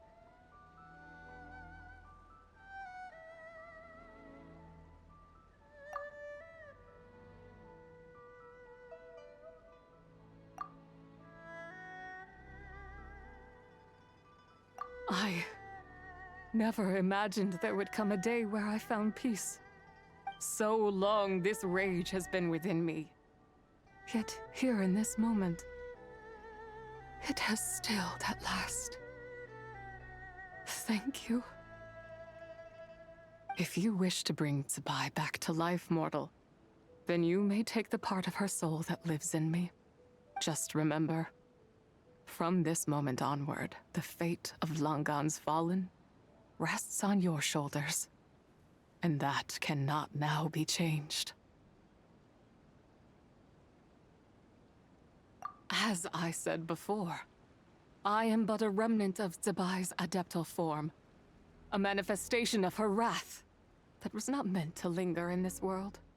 By taking away this fragment of her soul, you take away my shackles as well. So, let it be done. Ah, it's your turn to grant one of my wishes, is it? Very well. In regard to my fate, and that of Langan's fallen, I know there is little I can demand of you. However, should another raise a war banner against the heavens someday, let my name be set upon its cloth. I ask for this, and nothing more. Now, take what you came for. I was a lone moon, shrouded and dimmed in cloud-veiled night. Now darkness breaks, free and unburdened. I reclaim my light.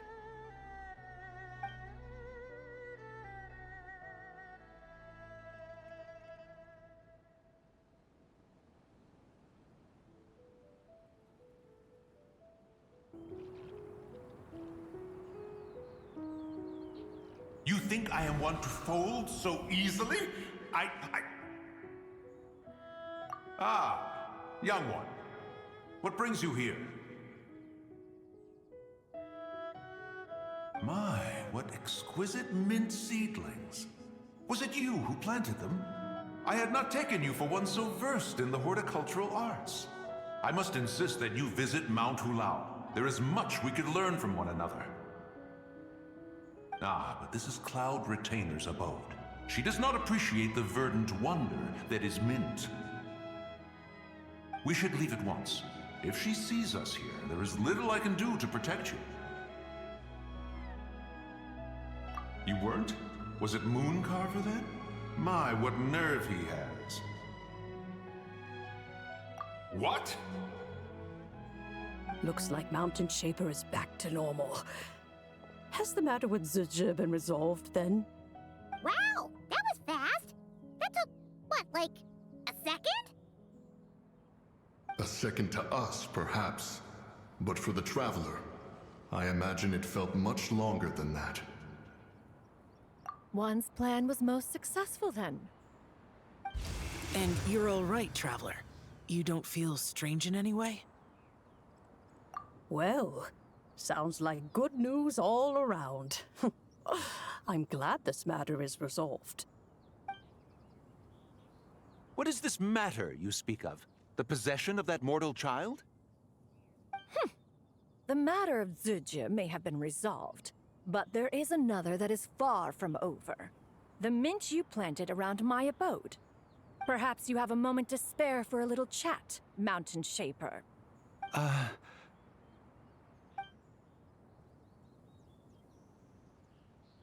You seem reluctant to talk in detail about what happened with Zucha.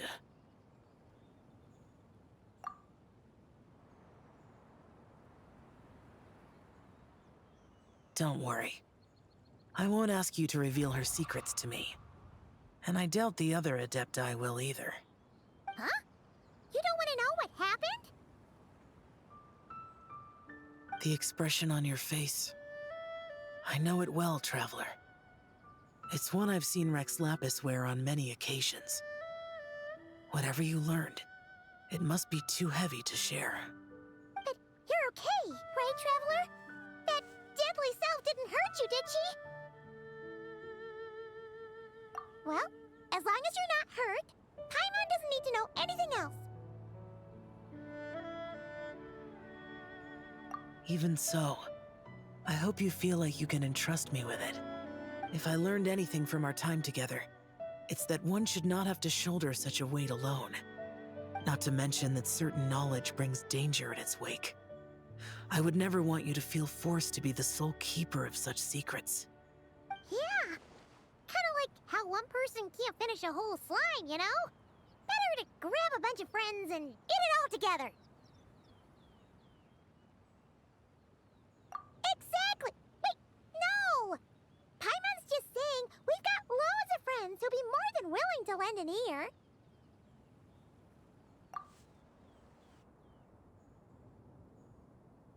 I never knew there was such a tragic chapter in the ancient past of this land. So, the people of that nation worship the White Horse Adeptus as the god of soil and grain. It would seem, then, that Rex Lapis had a similar reason for withholding the details of his recent trip. I've often wondered if he had companions to stand by him before we met.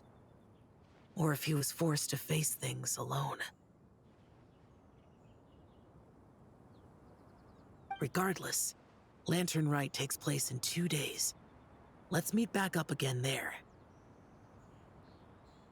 If there's no news of Rex Lapis by then, we'll have to come up with a plan.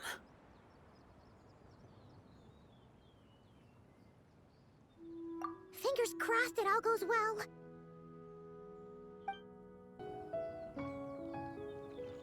Xiao! Cloud Retainer! Mana Ping! We're here! Any news on Zhongli? Wait, are we missing 2 Adepti? Well, Shenyun banned Mountain Shaper from Mount Outsong for 3 days. Oh, then what about Mooncarver? The scheme to plant mint in one's abode was one those 2 fools devised together? And when it comes to punishment, one does not discriminate. His banishment ends in 3 days as well. Wow, that's pretty harsh, Cloud Retainer. Let's get down to business. We have news of Rex Lapis. Huh? Isn't that... Yes, Rex Lapis's Geopillar. It descended from on high this morning. He must have sent it for a reason, but it does not respond to our touch.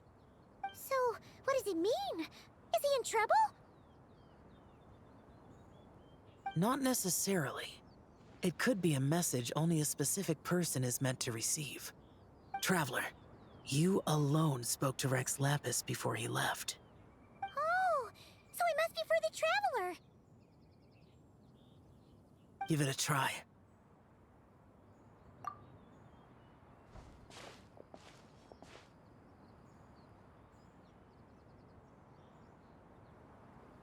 Come to the spring on Mount Qingse. I have left an entrance for you.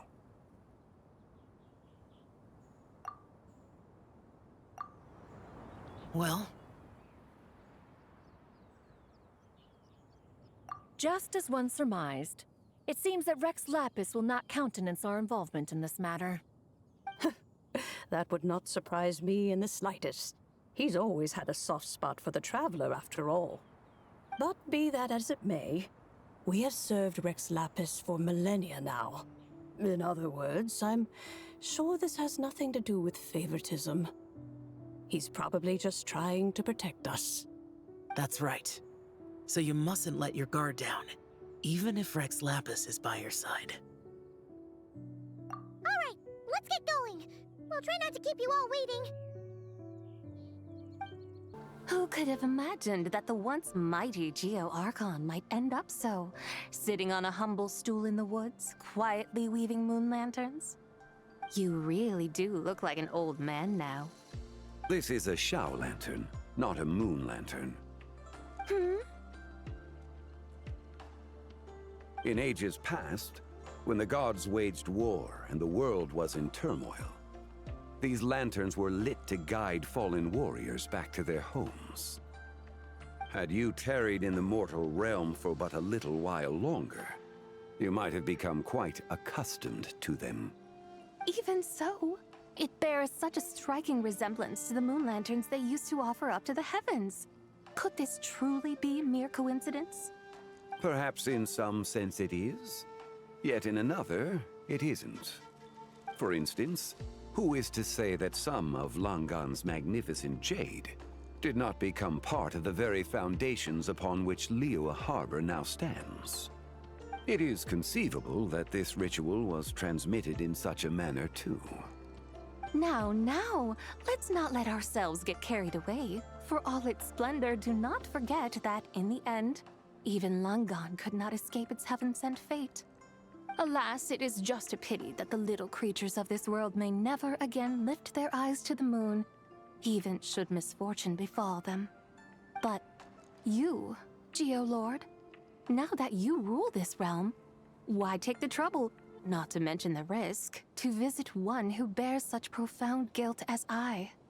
Are you not afraid that you might be sullied by the curse of time that was laid upon me? There is no risk to speak of. At least, not in comparison to that which you took when you defied the heavens all that time ago. As I have stated, time and again, it was not I who defied the heavens. Geo-Lord, the ancient affairs of Langan have nothing to do with me, for I am but one of her deadly selves, severed before her demise. My name is not Zebai, but Zichao. Surely you did not take us for one and the same solely on the basis that we may all assume the form of white horses? Sorry to break it to you, but you seem to have found yourself the wrong white horse. Anyway, do tell me, what urgent matter brings you here? Very well then. I have come to ask for Zebai's shade. Oh? So, the Geo-Lord has set his sights upon Zebai's human soul. And what is it that you intend to do with it? The world outside is changing. With the new moon's birth, the confines of the Shadow Moon are gradually disintegrating. In other words, the heavenly soul is set to return. Consequently, strange phenomena have manifested within Langan's former domain, leading to the earthly soul's reappearance as well. The last of the trio, the human soul, is in your possession. Most intriguing. My intention is to gather all three together, so that an old friend may finally make her return. I must admit, it seems that some remarkable affairs are coming to pass in the outside world. Yet there is one thing you seem to have overlooked, Lord of Geo. Back in the day, it was you that freed me from that painting. And afterwards, I took up arms in your name. Together, we first subdued Chen Yu Vale, then brought peace to Mount Qingse. It was for this cause that the contract between us was made. But now that the debt has been repaid, What cause have you to expect my aid? Zibai and I have long been friends. Given not only that you were manifested from a corrupt desire within her divine form, but that you also possess a fragment of her soul, how can you purport to be the wrong White Horse? I think you'll find that we are now as separate and distinct as any two beings ever were. What once shone with radiant purity has long become dust. What you see is no longer what it was. Oh, great Lord of Geo, should this still be unclear to you, I bid you take your leave. It seems that the fault lies in my own lack of consideration. As you wish. I shall let this matter rest. Wait! One moment, if you will. Should this not be your opportunity to propose a new contract? The part where you make me an offer I simply couldn't refuse? Even those puny mortals know how to haggle when striking their bargains. Should you, the famed god of contracts, not likewise strive for success through negotiation? Come now, enough with the posturing. It's time to name your price. Very well. I had, in truth, prepared a new contract for your consideration. I knew you would not come before me unprepared. Yet, you should know that I want for nothing, for I live in the mountains, carefree and untroubled. Occasionally, I even find sport in teasing the mortals who stumble into my presence. Then why persist in telling them those ancient stories?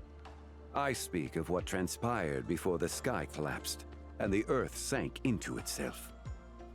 That is merely my way of passing the time. And what of it? Would any believe, much less remember, the ramblings of a mountain hermit? Those tales have long since spread throughout the mortal realm. Who? Should my words prove insufficient, I invite you to see the world for yourself. To this end, I have found you a pair of trusty guides. The Lantern Rite is presently underway in Liyue, and should prove quite intriguing for you. So this, then, is the contract you have prepared for me? Indeed it is. Think of it as a contract for a one-day festive excursion. Surely you do not hope to offer this in exchange for Tsubai's shade. The foundation of my very existence for a little excursion seems a little steep, wouldn't you say? Why not see for yourself? You can always decide afterwards. The final determination, of course, shall rest with you. Is that so? Then perhaps this deal might not be entirely off the table after all. Where then are these guides of which you speak? Hey, it's Xiangli! Oh, we've been looking for you everywhere. We thought you might have gone missing. You're here. So these are my guides. Well, well. They certainly look the part, I'll give you that. Guides? Oh, you poor innocent little creatures. The benevolent Lord of Geo has sold you to me, which means that for the rest of this day, you belong to me. Sold us to you? Just what have you gotten us into, Xiangli? The situation is not quite as dire as that would sound. I ask only that you accompany my Adeptus friend on a tour of Liyue. I would suspect that depends on how well you entertain me. Entertain you?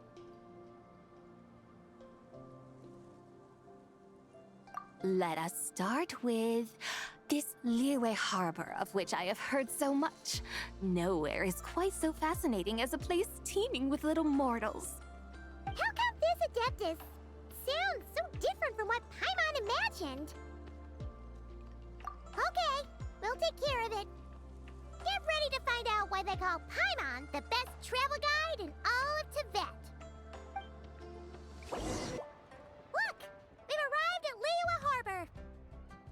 Not only is it Tibet's busiest port, dear Madam Adeptus. Where would you like to go first? With humble fare and wine to sip, in comfort clothed and soul at ease, one eats, and all the heart's ills cease. So we're heading straight for the good stuff? Well, you're in luck, because Paimon's an expert when it comes to food. There are two main cooking styles in Liyue. Li cuisine, which is all about mountain delicacies, and Yue cuisine, which is centered on seafood. The most famous restaurants are Liuli Pavilion and Shinyue Kiosk. Oh, now Paimon's starting to drool. Guess our only option is to go try them both. 2 meals back to back. Both sound like excellent options to me. Are these the kind of establishments that most people might visit on a regular basis? Not exactly. Both Li cuisine and Yue cuisine are known for their pricey ingredients. Definitely not what you'd call the budget options. But don't you worry about that. Just think of it as Zhang Li's little treat. Come on! Aren't you supposed to be pals with Hu Tao? I'm unsure we can afford to spend a little more of her mora at least. Hey! All Paimon wants is to provide our Adeptus with the best possible experience here. Don't you want that too? Both certainly sound like worthy choices. Just now, though, I happened to see a porter pass this way. Where might individuals like him go to eat? A hungry porter, huh? Oh! Paimon knows just the place! Yep. Nothing fancy-schmancy there. Just tasty dishes made with simple ingredients in a variety of different styles. Most importantly, it's great value for money, too. No wonder everyone loves it, huh? Oh, and the owner happens to be a good friend of ours, too. One mean restaurant. Yes, even the name itself feels lively and down to earth. All right, let's make it our first stop. Yippee! That's a great choice, too. Alrighty, let's head over there right away. Paimon can't wait to dig in. Wamin Restaurant, here we come.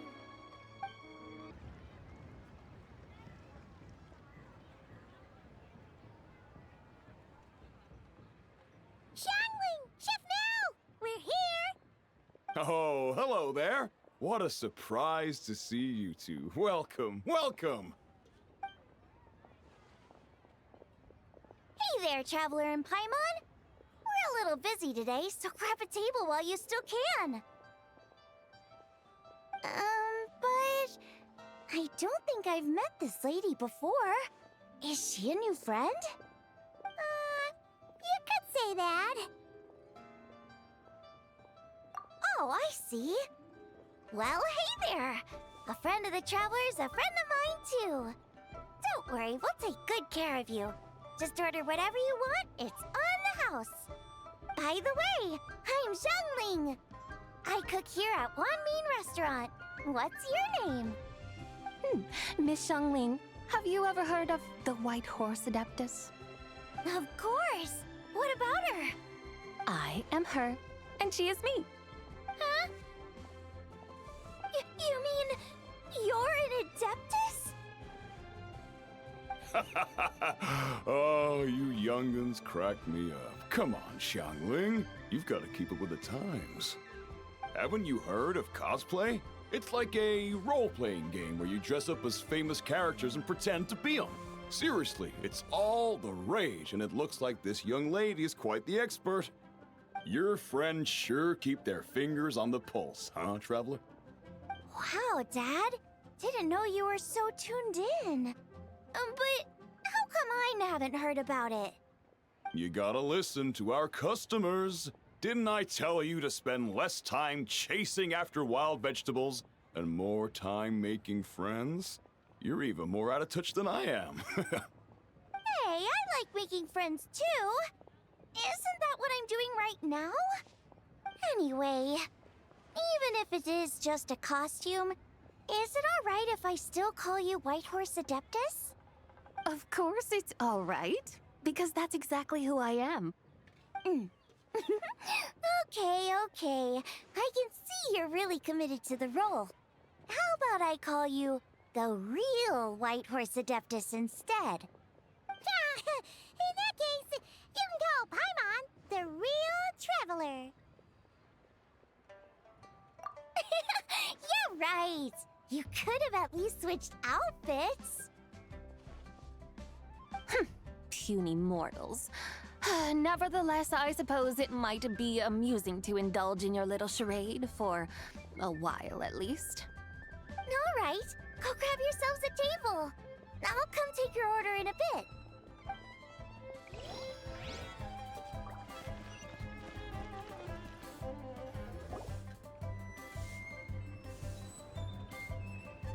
Hello.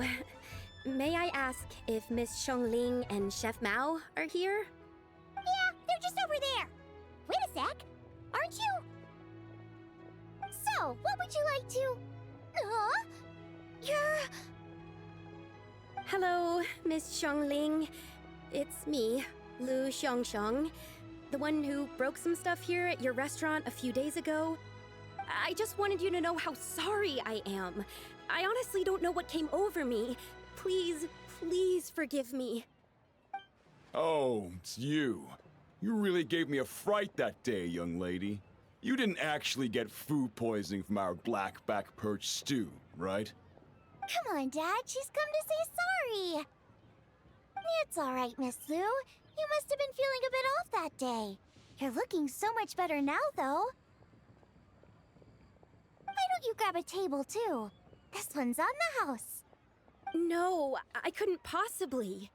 Hey, it's totally okay. We all feel under the weather sometimes, especially when we're away from home. Go on, find yourself a... yikes. Looks like all the tables are taken. Wanna come sit with us? We've got an extra seat over here. Thanks, guys. So what would you like to eat today? Feel free to order anything you like. I should very much like to sample your renowned poisonous blackback perch stew. It wasn't poisoned. That was all on me. So that's one portion of blackback perch stew. How about you guys? Paimon wants...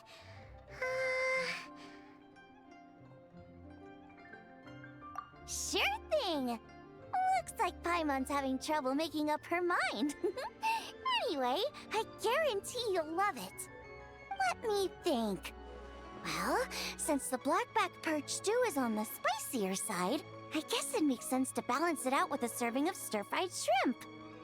And since it's Laternenritual season, you better try out the triple-layered consommé and come and get it too! Those are our seasonal specialties. As for the carbs, since we've got a full table, how about some right at home? Along with our special chili mince cornbread buns. Trust me, you won't be disappointed. Then for dessert, I'll whip you up some Lucky Snow Delight. I just came up with it a few days ago, and I can't wait for you to try it. Wow! Sounds like quite the feast! Looks like Paimon's in luck today! Am I the only one who thinks that's way too much? Not at all. Don't worry, I know what I'm doing. And to top it all off, our star dish, Adeptus Temptation. You should know that we don't often serve this here at Wanmin Restaurant. But since this is my first time cooking for the White Horse Adeptus, I'm pulling out all the stops. Okie dokie, just sit back and relax. I'll have your dishes out in no time. Hold on. Did I just hear Miss Xiongling mention the White Horse Adeptus? You did indeed. And you're looking right at her. That's a joke, by the way. She's cosplaying. Oh, I see. Phew, almost believed you there for a moment. Tell me, little one, what business might you have with the White Horse Adeptus? It's a long story. Basically, a while back, I took part in an archaeological dig over at the chasm. While we were there, we discovered a number of relics. Our findings show that they date back to the era of Long Gone, an ancient nation whose people are said to have been the ancestors of some of the modern-day inhabitants of Chenyu Vale. And why might such matters concern the White Horse Adeptus?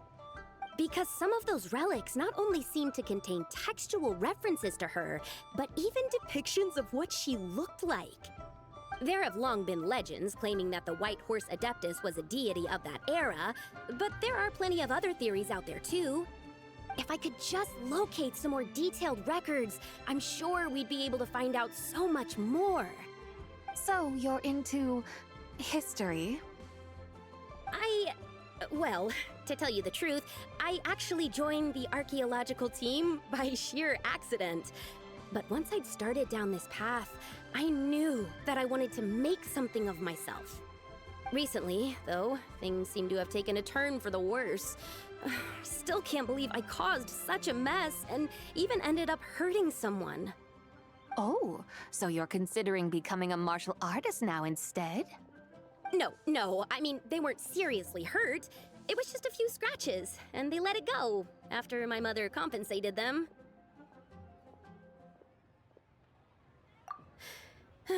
Either way, my career's pretty much over. And even though both the victim and the Ministry of Civil Affairs say they won't be pursuing the matter any further, my father says he's going to punish me according to our family rules. Family rules? Yeah, he's decided to ground me. I'll have to return to Chaoying Village after Lantern Rite, and goodness knows when I'll be allowed to leave again. Wow, that's harsh. Sounds like the kind of thing only rich, super traditional parents would do. We're not exactly rich, though. All we own are a few tea fields in Chaoying Village and a guest house in Liyue Harbor. A guest house? It isn't Baiju Guest House by any chance? Yep, he's my grandfather. So, you've heard of the guest house before? Small world, huh? Come to think of it, didn't Boss Lu mention something about hoping that the White Horse Adeptus would show up and let her divine power be known? Sure, but Paimon's guessing this wasn't exactly what he had in mind.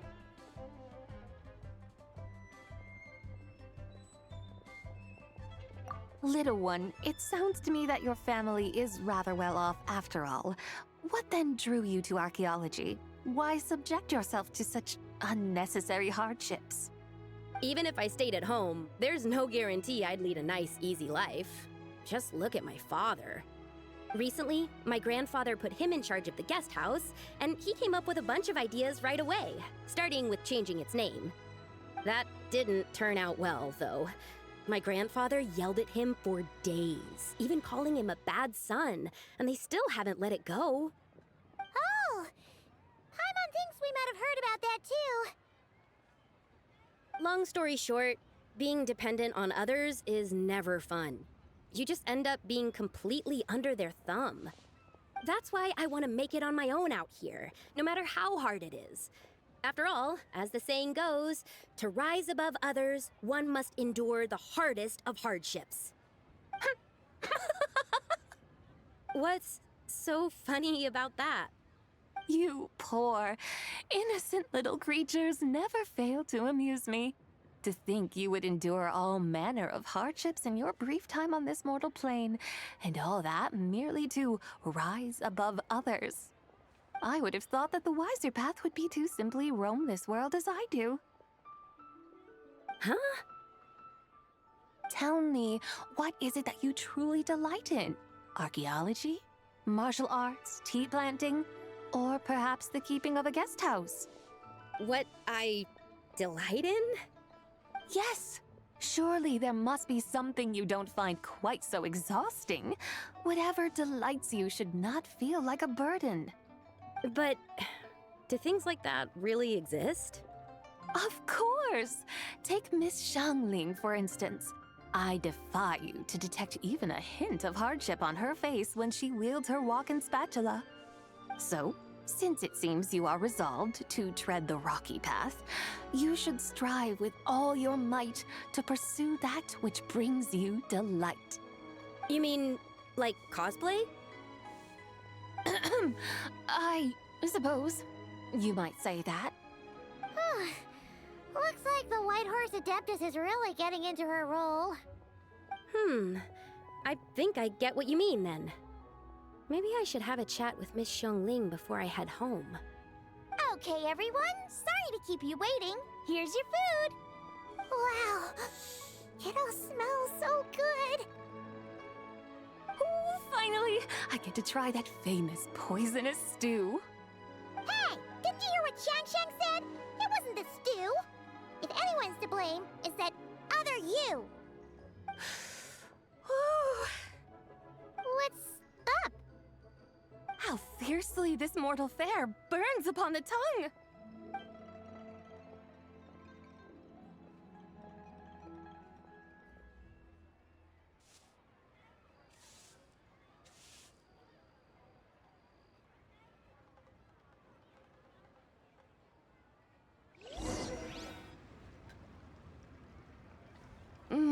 Most satisfying as poisonous stews go.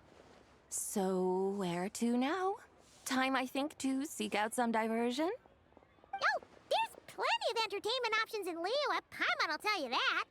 The locals like to drink tea, walk their pets, play chess, watch operas, attend storytelling performances. Storytelling performances? You know, like listening to people telling stories. They're usually based on old Liyue legends, just like their operas.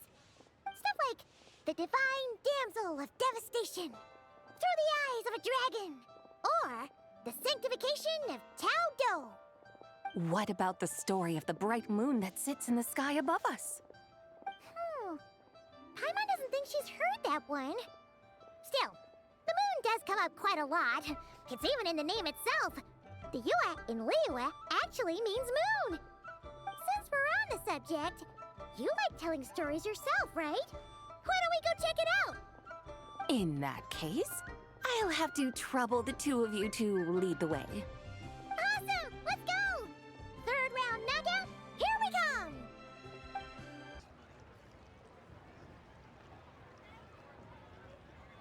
What a tongue twister! I'd have made a complete fool of myself if I tried to say it on stage without practicing it first. Huh! Call yourself Iron Tongue, Tien. Wobbly Tongue, Tien, more like.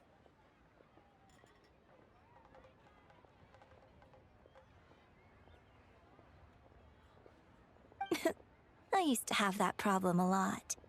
But if you just take your time to grasp the meaning and commit it to memory, you'll be able to say it smoothly in no time. You're right, Miss Yoon. I'll give it another try. Hey, Yunchin! Fancy seeing you here! What are you two talking about? Ah, Traveler and Paimon, we meet again. And who, may I ask, is this? You may call me the White Horse Adeptus. The White Horse Adeptus? She's not really an Adeptus. I see. Well, it certainly looks like a lot of fun. Oh, funny you mention it. This type of thing is actually something I'm quite familiar with. Once, to perform Through the Eyes of a Dragon, I decided to imagine that I was Rex Lapis himself. It was the only way to truly inhabit his mindset and understand his resolve to quell those demons. Sounds like you just wanted an excuse to feel all big and powerful. Hey, that's... You just don't understand how inspiration works. You're one to talk. Paimon's traveled all over with the Traveler, and she's seen things that would make your jaw drop. All right, then. Since you claim to be so knowledgeable, why don't you prove it by reciting an ancient poem? An ancient poem? Which one? Ha! See? You mean to tell me you've never even heard of the ancient poem called An Ancient Poem? title is that? Quit teasing, Paimon. We only just found out about that ourselves. He's talking about the writing on those ancient relics. When we first saw it, we couldn't figure out what it all meant. So in the meantime, we decided to just refer to it as an ancient poem. However, thanks to the painstaking work of the scholars who were tasked with decoding it, it seems like that's exactly what it was. Or rather, an ode offered in veneration of the moon and the White Horse Adeptus. Oh yeah! Didn't Kuching mention that before? It's got something to do with Longon, right? That is correct. The Ministry of Civil Affairs has issued a notice stating that, although it is true that the moon may disappear tonight, we should be in no danger. In other words, there's nothing to fear. But if you're worried, we can always take a leaf from the Book of the Ancients. By reciting this poem, I mean, and calling for the White Horse Adeptus's aid. If we do that, I'm certain she'll protect our moon and keep us safe. Whoa, seriously? Paimon has to get a look at this.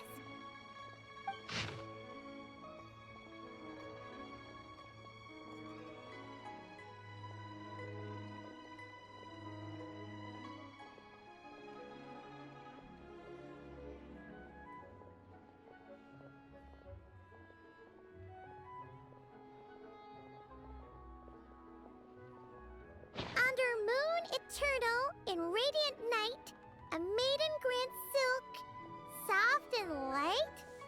What in Tibet's that supposed to mean? Under moon iridescent, in night divine, blah blah blah, something cloth so fine. Something about fields being plowed, something else about seeds being sown from the earth. Seriously? What is this? The fields are plowed, the seeds are sown, and from the earth, life is grown. Whoa! You did that without even looking! Bravo! Bravo! We have an expert in our midst. Looks like this young lady really does know her role inside out. If I didn't know any better, I'd have taken her for the real deal. That's because I am the real deal. That's the spirit. This is exactly the kind of mindset I was talking about. Behold, mortals, I am none other than the indomitable Rex Lapis himself. Kneel before my godly splendor. Believe me, young lady, I know exactly why you do it. Back in the day, I was just like you. I must say you are rather amusing as mortals go. Miss White Horse Adeptus, it is a great pleasure to make your acquaintance today. I have some questions regarding the poem, and I was wondering, perhaps, if you might be able to shed some light on it? You want me to explain the full meaning of its verses? Your guidance would be much appreciated. Fascinating. Tell me, do all the people of Liyue still express such reverence for the ancient ways? Well, it's true that we hold a deep fondness for our history, but it is hardly our only pursuit. One of my good friends, for instance, is even more devoted to the modern Fontanian art of rock and roll. Exactly! And don't forget, great practitioners of the role-playing arts walk among us too. People like me and you, young lady. Yes. So rather than placing too much emphasis on our reverence for the ancient ways, it might be better to say that here in Liyue, 100 passions bloom, each with a voice of its own. I see. Then, I suppose it wouldn't do any harm for me to enlighten you. In truth, it is but a simple poem of blessings. Its meaning is this. As the eternal moon rises in the night sky, a maiden adorned with lustrous jade descends upon the earth. She blesses the kudzu vines and mulberry leaves, so that they may be used to make coarse cloth that is nevertheless soft, light, and comfortable to wear. As the iridescent moon rises in the night sky, a maiden adorned with lustrous jade descends upon the earth. She blesses the kudzu vines and hemp so that they may be used to make fine, luxurious cloth. As the frost moon rises in the night sky, a maiden adorned with lustrous jade descends upon the earth. She blesses the mugwort and artemisia so that they may be perfect for divination.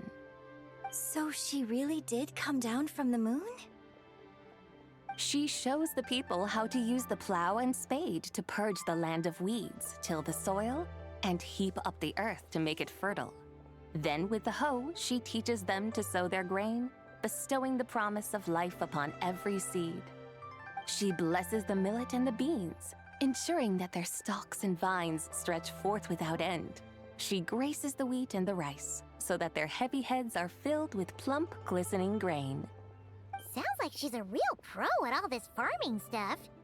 The fruits of the field are harvested and brewed into sacred wine for honored guests. This we reverently present to the divine maiden, with every ceremonial step flawlessly observed, so that she may witness the depth of our piety and respect. Oh, divine maiden, how can your graceful presence in the sky not seem like that of a fairy descending from the heavens? Oh, divine maiden, how does your pure and radiant form not resemble the guardian spirit of our land? I send my heart's desire, ascending to the heavens, beseeching you to grant us good fortune and blessings in the coming year. Huh? So, that's what it's supposed to mean? I find myself speechless. Moved beyond the power of words to convey. Oh, young lady. You have shown me the heights to which a true role player might aspire. A truly remarkable performance. I did not anticipate that anyone could unravel this poem with such depth and clarity, and so soon after the Ministry of Civil Affairs noticed, too. I'd even begun to consider myself somewhat versed in the matter, but as they say, there's always someone more knowledgeable out there. Allow me to extend my thanks to you, Miss Whitehorse Adeptus. You are far too humble, young one. I must confess, it is I who have been surprised, not only by you, but also by this Liyue harbor of the present day. Ah, so you're not from Liyue. And what, may I ask, has surprised you about it? Oh, it's nothing really. Just some old memories scattered here and there. Very well, my guides. I suppose it is time we set forth on the next part of our excursion. I'd like to go see that wharf now. What say the two of you? No problem. We'll take you wherever you want. Oh, leaving so soon? Before you go, allow me to introduce myself. I am Yunjin, director of the Yunhan Opera Troupe. May I ask your name in return? My own name is scarcely worth mentioning, but since you asked, perhaps I'll tell you the title of that poem instead. Huh? So, it isn't actually called an ancient poem? Of course not. Its real title is Odes of Long Zabai. Odes of Long Zabai. All right then, until we meet again.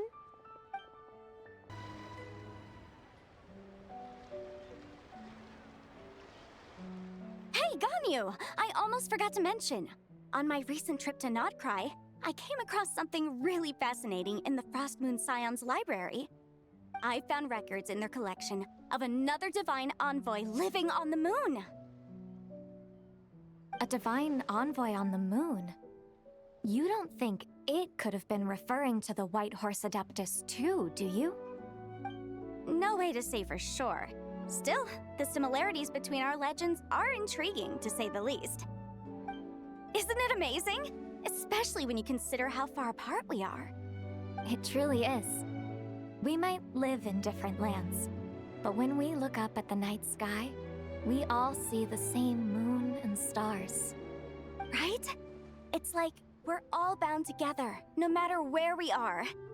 When you think of it like that, it's almost as if our friends from other nations will be right here celebrating with us. Isn't that a wonderful thought? No wonder you were so excited to go see the giant lantern when you first got back. Sounds like you're a real fan of the White Horse Adeptus, huh? I guess you could say that. Just a pity she's so elusive. Even Granny's never met her, you know? Maybe she really is just a legend after all. Hey, Yanfei and Ganyu! Trust, Paimon. The White Horse Adeptus is as real can be. Huh? Oh, look! It's the Traveler and Paimon! Feels like I haven't seen you two in, like, forever. Happy Lantern Rite. It's so good to see you again. Hey, you two. Happy Lantern Rite.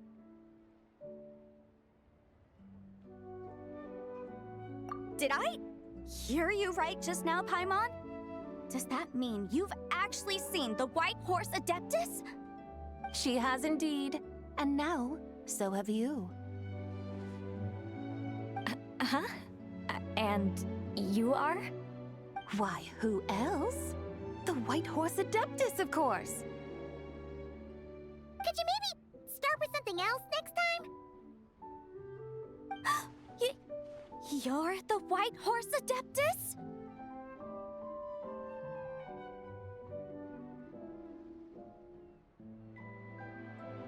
That's right. Allow Paimon to introduce you to our new friend, Zichao. She's been low-key obsessed with cosplaying the White Horse Adeptus ever since we met her.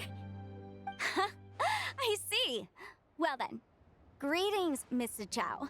My name is Yanfei, and recently I've been low-key obsessed with learning everything I can about the White Horse Adeptus. I'm sure the two of you will get along like a house on fire. Oh, and by the way, I'm Ganyu. So, Miss Zichao, you must be here to see the giant lantern too, right? Hmm? A horse-shaped Zhao lantern? Is that what I think it is? That's right. A lantern made to honor the White Horse Adeptus herself. Isn't it gorgeous? Huh? What are you laughing at? Both the lantern and myself. What do you mean? Oh, this lantern truly is an artistic masterpiece. But tell me this, have any of you ever seen a horse before? Come to think of it, Paimon can't remember ever actually seeing one herself. What about you, Traveler?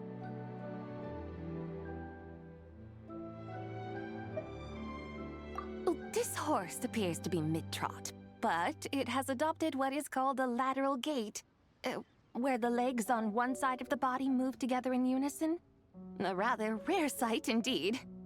Just now, I suddenly pictured myself, I mean, the White Horse Adeptus running the same way. The image was so absurd, I could barely contain my mirth. Oh, really? I never knew that. You learn something every day, huh? Oh, come on! It's basically a giant piece of fan art! Who cares if it's different than the original? I was merely laughing at my own ignorance.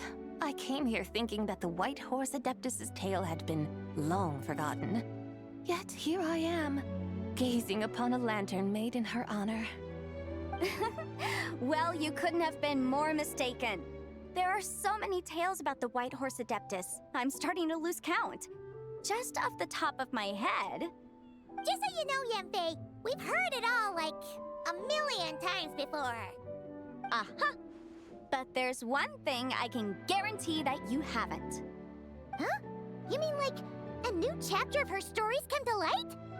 Mm-hmm. And I heard it from Ganyu just yesterday. Hey, why don't you share it with the others? Sure, no problem. Where to begin? Do you guys still remember what Liyue's Moon Chase Festival is about? Of course! It's a festival held in honor of the Stove God. That's right. But it took a really long time for the Stove God Festival to become what it is today. In its earliest form, it was actually an adeptal ritual known as the Moon Chase Rite. Paimon remembers Madame Ping mentioning that before, but she never explained exactly what it was. According to Cloud Retainer, the Moon Chase Rite was originally a ritual meant for communicating with the moon. Communicating with the moon? But for what purpose? At first, Cloud Retainer wasn't entirely sure either, as it was always Rex Lapis who performed the ritual. Whoa! Rex Lapis did it himself? Must have been a really important ritual. That's right. Unfortunately, despite numerous attempts, they never actually received any response from the moon, which is why they eventually stopped performing it. But then, just yesterday, Kutching took a picture of the moon being obscured by a dark hole to Cloud Retainer and asked if it had anything to do with the Moon Chase Rite. The moment Cloud Retainer saw it, it suddenly dawned on her that the rite might have been an attempt to reach the White Horse Adeptus all along. Does that mean Zhongli's been trying to bring back the White Horse Adeptus all this time? So how about that? Bet you never thought there might even be a link between the White Horse Adeptus and the Moon Chase Festival.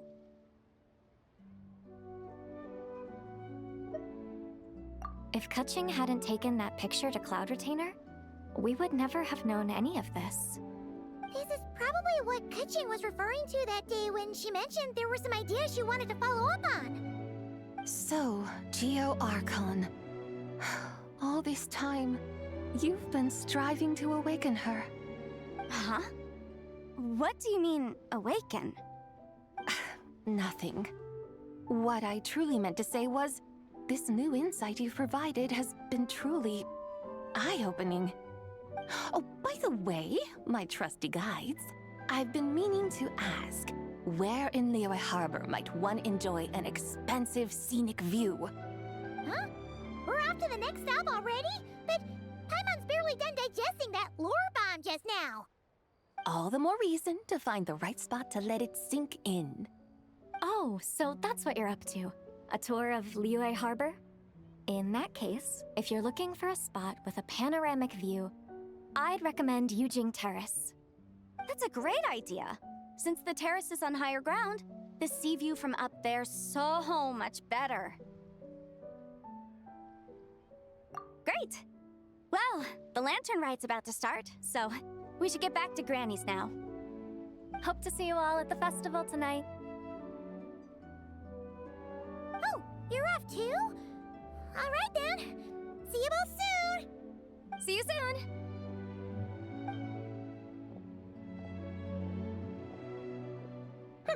Very well, my guides. What are we waiting for? Okay, you're the boss. Yujing Terrace it is. After all, the customer's always right.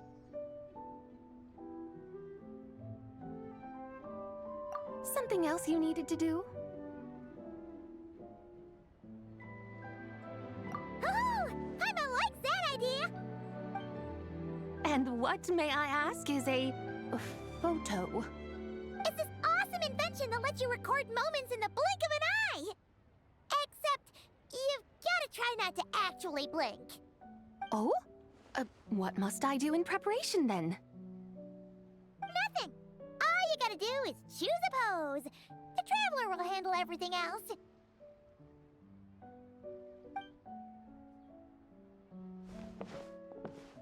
Come on, let's give it a try. Look! We got a great picture! Paimon's gonna call it The White Horse Adeptus Meets the White Horse Adeptus in Liyue Harbor. Huh. They've even discovered a way to preserve moments in time. Now I truly am curious to witness what else these mortals might accomplish. Very well, let us proceed. Yujing Terrace lies in that direction, does it not? Hey, wait for us!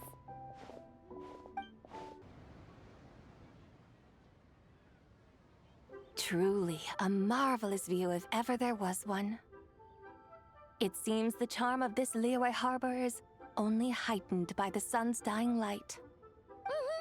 And soon, people will start releasing their Xiao lanterns to mark the most important day of the year. Practically everyone will be with their friends and family, eating a big meal, chatting, and even setting off fireworks. Trust Paimon, it'll look even more amazing then. What do you say? Want to stay to see that? No need. Let us bring this weary day to a close. Weary day? You mean you didn't enjoy your tour? I had imagined you would arrange for me to witness some grand spectacle. Perhaps the descent of divine beings, the manifestation of the sacred before mortal eyes, or the appearance of a selfless hero come to aid the helpless and downtrodden. Or, should that not come to pass, then at the very least, spend a little more coin. For that, it seems, is how one finds true enjoyment. Alas, but there was none of these. Instead, we merely filled our bellies, listened to tales, and gazed upon a crude imitation of my likeness. And now the sun begins its descent. What a day of quiet tedium. Well, we're so sorry. If we'd known that was what you wanted, we'd have done it all differently. It's all that Zhang Li's fault for not making the customer's requirements clear. Well, it's too late now. Do you still believe I would part with that soul fragment, now so intertwined with my very being? But...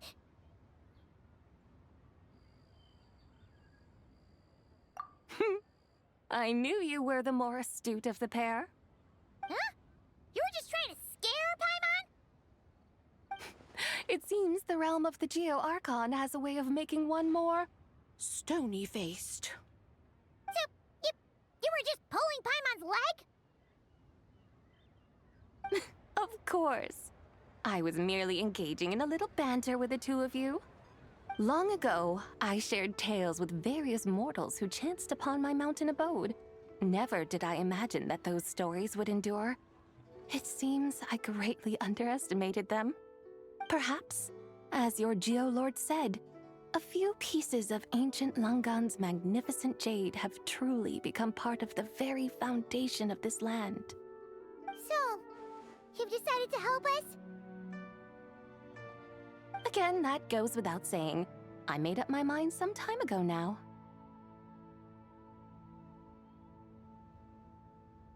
When I beheld a rather intriguing scene as I set foot in this city, I saw porters passing through the alleys, setting down heavy wooden crates from their weary shoulders. Peddlers pushing carts as the kites and lanterns upon them rustled gently in the breeze. I saw cooks cooking, actors acting, scholars reading, soldiers marching, children playing, elders resting, officials officiating, and the common folk absorbed in this or that, reveling in the simple joys of life. Some, it seems, have already found that which stirs their hearts, while others continue to fret, troubled by uncertain futures. Yet, in this gentle and serene order, each holds fast to their anticipation, not only for the celebrations to come, but also for the first light of the morrow. Scenes I once yearned to behold now unfold before me, no longer in Langan, but in Liyue Harbor, thousands of years on. How wondrous is this mortal realm!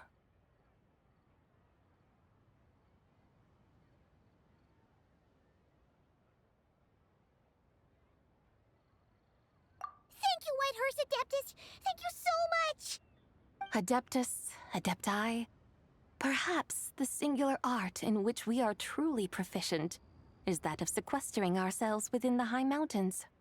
But once we leave our mountain refuge, we find ourselves drawn back to mortal ways all the same.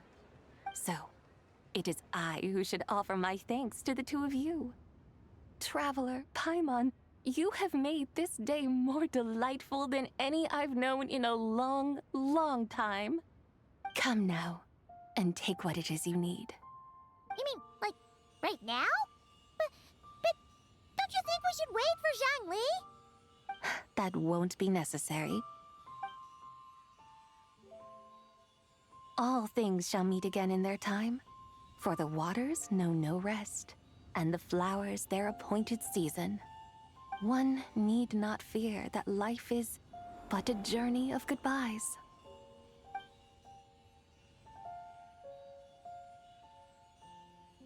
Is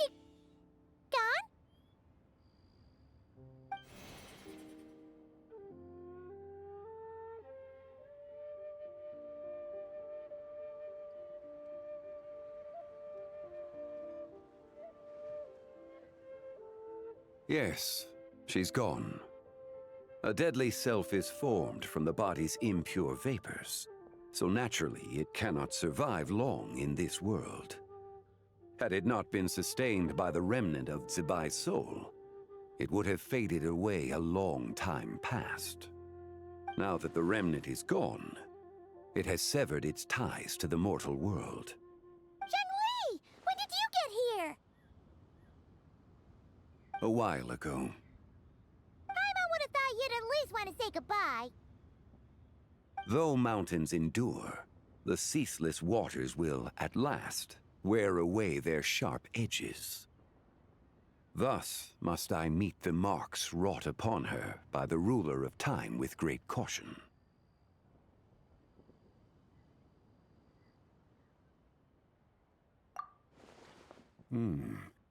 It may be goodbye for now, but someday we will meet again. Really? And when might that be? Who can say for sure? Years and years from now, perhaps. Or maybe tonight, at the Laternenritual. Are you saying that if the White Horse Adeptus were to be resurrected, she'd still have the memories of the three deadly selves?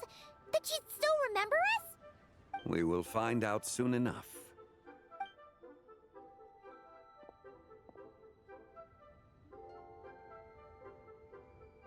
It is time. The rite is about to begin.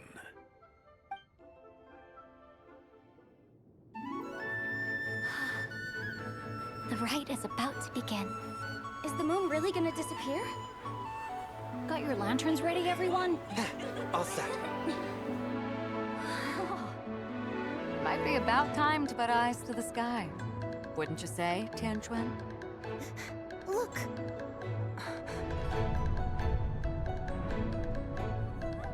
When the sun's out, eat the sun. When the moon's out, eat the moon.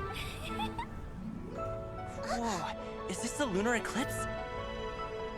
Under moon eternal, in radiant night, a maiden grants silk, soft and light. Under moon iridescent, in night divine, a maiden grants fiber for cloth For so you. fine. Under moon of frost, in night so great, a maiden grants tools to divine our fate. The fields are plowed, the seeds are sown, and from the earth, life is grown. The seedlings stretch, the crops do rise, and all unfolds before our eyes. Fruits are gathered, sweet wine is poured. These gifts we offer to our Lord. Pure as heaven, so fair and bright, she shines as light in this dark night. And with her does this, wish take flight.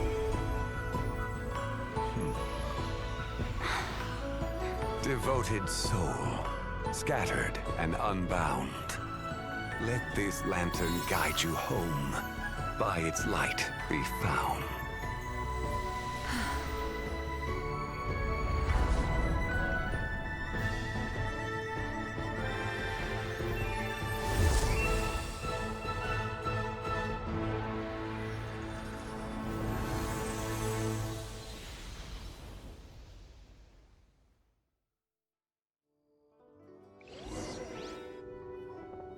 Did we do it?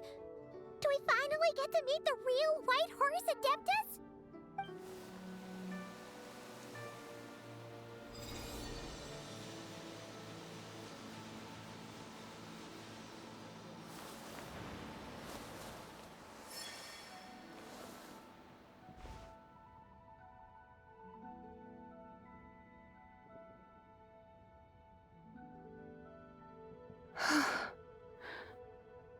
This place. Where am I? A familiar land, now known by the name of Liyue. Liyue? The peaks adorn the clouded moon. Then, who might you be? Oh no! She seems to have lost all her memories after all. And those countless lights in the sky. What are they? These lights, each like a dwelling in glad accord, usher in this day of joyous rebirth. And whose rebirth might that be? That of my old friend, Zibai. Zibai? Yeah, that's you! Don't you remember anything at all? That's... me? Oh, yes. The envoy of the Lunar Palace. My name is Zibai, indeed. Then you must be... the Lord of Geo, Heaven's Star. Many years have passed since we last saw one another. Zibai, my friend. Welcome home. Home? But why does this place, this Liyue, feel at once so strange and yet so familiar? Who you are? Who are you? Ah, yes, I remember now. You are that treasure-hunting damsel, the one stricken by the poisonous fish stew. How goes your quest for treasure? You must have achieved both fame and fortune by now, I trust. Hey, you've got it all wrong! You're talking about Lu Xiangxiang. And how many times do we have to tell you? She wasn't poisoned! Sheesh! Hmm? But I could have sworn... Oh, that's right. You're that impudent blonde youngster who kept meddling in my affairs. And to think you even had the audacity to presume yourselves worthy of being... What was it again? Ah, yes, of being my guides. How very wonderful to see you again, my most faithful and beloved guides. I trust all has been well in my absence? Well, she finally got it right. But that sudden mood swing felt even weirder. It's like her head's packed full of slimes. It is possible that her cells have not yet settled. After all, they've only just been brought back together. It may be some time before she fully recovers. Huh? You mean, kinda like she's still half asleep? That I cannot say for certain. Perhaps a few days. Perhaps a few years. A few years? Mortal years are but a poor measure when divine beings tread the realm of dreams. Well, if you say so. Anyway, at least she's whole again, right? That already seems like a pretty good outcome to Paimon. Yes, there is little cause for worry. We need only wait and let time take its course. Say, what are those little creatures over there up to? Celebrating Lantern Rite, of course. And those lights up in the sky? Those are all Xiao lanterns. This year, each and every one of them carries a little wish inside. Lantern Rite.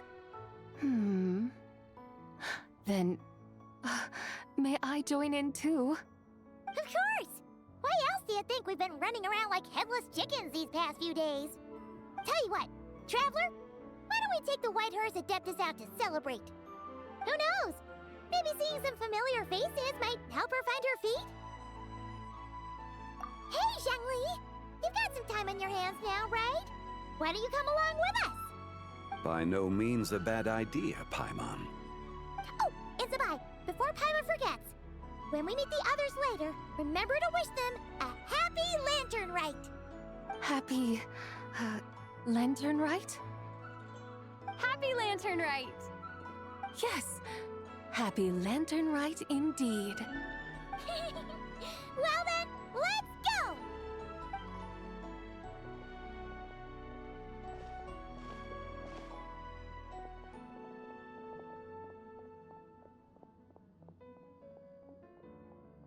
Lantern Rite.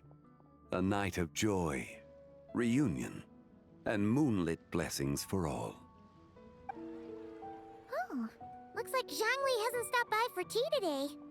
Hey, Are you two looking for your friend? Try going up that way. Is Zhangli up that way? No, but that young lady who was dressed up as the White Horse Adeptus the other day is. She's your friend, right? I just saw her head toward Wanmin Restaurant. I was wondering why she was eating alone. But then you two showed up hot on her heels. Oh, what luck! We were just on our way to find her. But what's she doing at Wanmin Restaurant? I have no idea. I said hello, but she completely ignored me. She couldn't have forgotten who I am, right? I mean, we're kindred spirits, aren't we? Maybe she's still half asleep, but her brain might be a little fuzzy. Oh, that makes sense. I was wondering why her eyes were so red. Her eyes were red? Oh, that doesn't sound good. You young people, staying up all night because you think you're invincible. Look at your friend. Missing out on sleep so she can pretend to be the White Horse Adeptus. That's where that leaves you, you know. A word to your friend from someone who's older and wiser. She really needs some rest. Paimon won't be so certain about the older and wiser part. Yeah, what was that? Hurry along, then. Oh, and don't forget to come back and check out my Rex Lapis cosplay when you're done. Where's the proprietor? Come out and see me at once! Xiangling and Chef Mao aren't here right now. What can I help you with? And who might you be? My name is Shenhe. I work here at Wanmin Restaurant. Shenhe. Shenhe. Are you that crane adeptus who loves planting mint? It's been a few days. Have you improved your gardening skills? Did you manage to cover the slopes with mint? Mint? I don't know anything about mint. But I am familiar with Qingshen and glaze lilies. Ha! Already casting mint from your mind. How can a practitioner of self-cultivation be so fickle, chasing after every new plant that catches their eye? I'm not sure I get what you mean. Are you delirious from hunger? Would you like something to eat? Shenhe! White Horse Zabai! So this is where everyone is! Traveler, Paimon. It's been a long time. Happy Lantern Rite. Is this customer a friend of yours?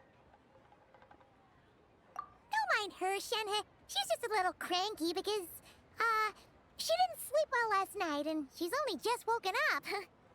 Look how red her eyes are. I see. In that case, Miss Zabai, I have a tonic here infused with Qingshen. It's cool and soothing when applied to the eyes. Would you like to try a few drops? Stop right there! Who are you two noisy children? Hey! Have you forgotten about us already? Guides. Yes, I seem to recall something about some guides. Ah, yes, now I remember. What luck! I was just looking for someone to show me the way to Elong Wharf. Huh. Is she starting to come around? Someone requested my help in purchasing some tea leaves. I was informed they have discounted prices during the festival and that I shall get a good deal there. Tea leaves? This sounds like Zhangli's doing. He sure knows how to get people running errands for him.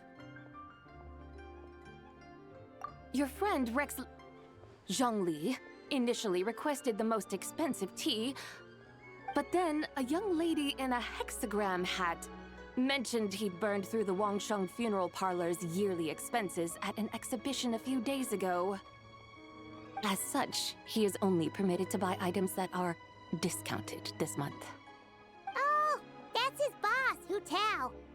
It's about time she realized the problem and put a stop to his spending sprees. Oh, I see. So that's why you're here. Unfortunately, Wanmin Restaurant doesn't sell tea leaves. If you're truly in need, I could gather some wild tea from the mountain slopes. You don't sell tea leaves? But I remember your boss, Miss Lu, saying that she owns tea fields. You really should get some rest. The person you're talking about isn't the boss of Wanmin Restaurant. She's just like you. She came here to eat. Is that so? Life really is full of surprises. What surprises?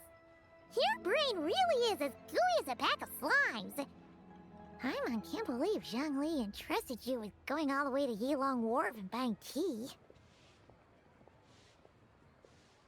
That would be excellent, my dutiful guides. Ah, yes, Miss Crane. I apologize profusely for my improper behavior just now. Please forgive me. I completely understand. Master often says that the human body is like a mechanism in need of regular maintenance.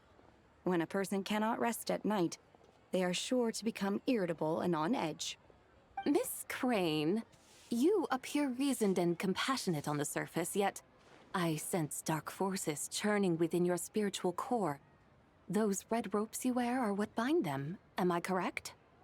Oh, you can sense that? Indeed.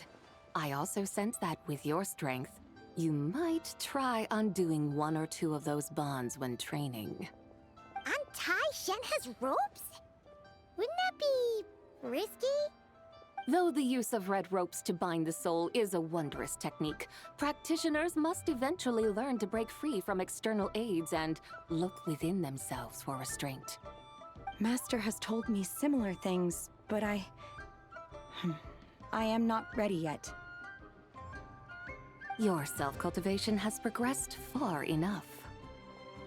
Then I will seek further guidance from my master. If you still have doubts, you can find me at the Baiju Guest House. I'll be taking up residence there for a while. For now, my dutiful guides, let us be off.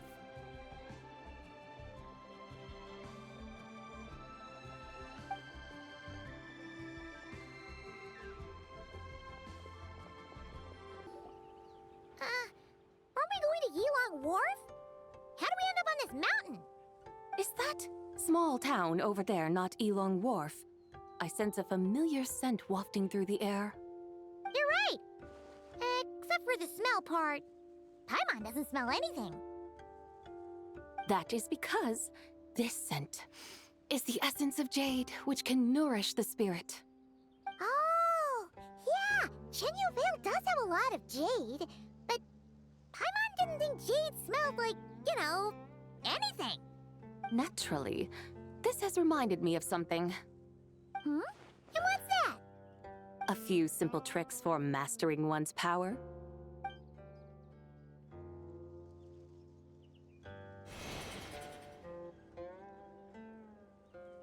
What is that thing?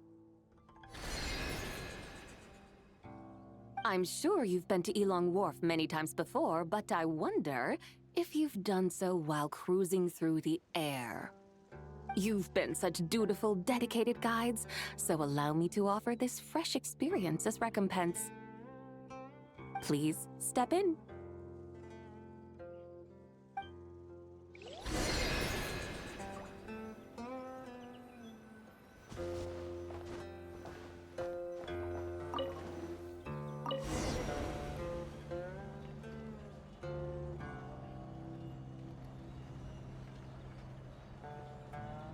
This is amazing! Paimon feels just like an Adeptus flying through the sky! What is this thing? I created it from my memories of the chariot of the Lunar Palace. Many years have passed since I last laid eyes upon it, so there may be some discrepancies. Nonetheless, it is functionally much the same. A lunar chariot? Wow! Paimon never imagined she'd get to ride in one! So, Sabai, does that mean you used to work on the moon? Work. That's an interesting way to phrase it, though I suppose you are correct.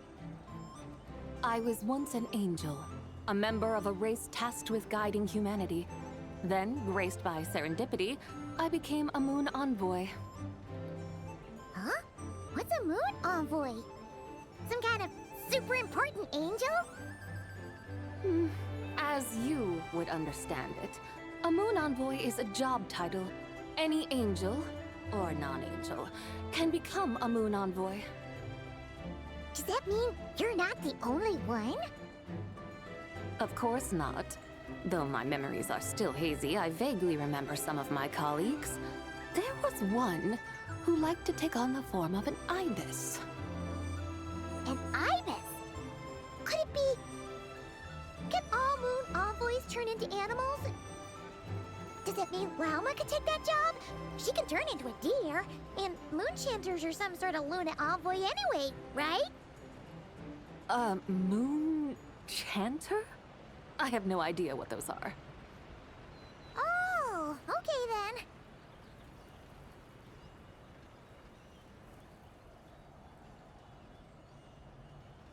Look! Paimon thinks she saw a tea vendor over there! Very well. Let's take a look.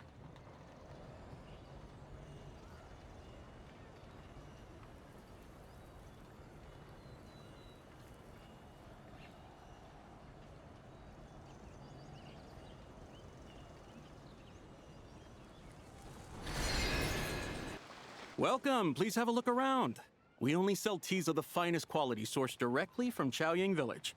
Right now we're offering a special discount for Laternenritual. Look over there! Discounted tea!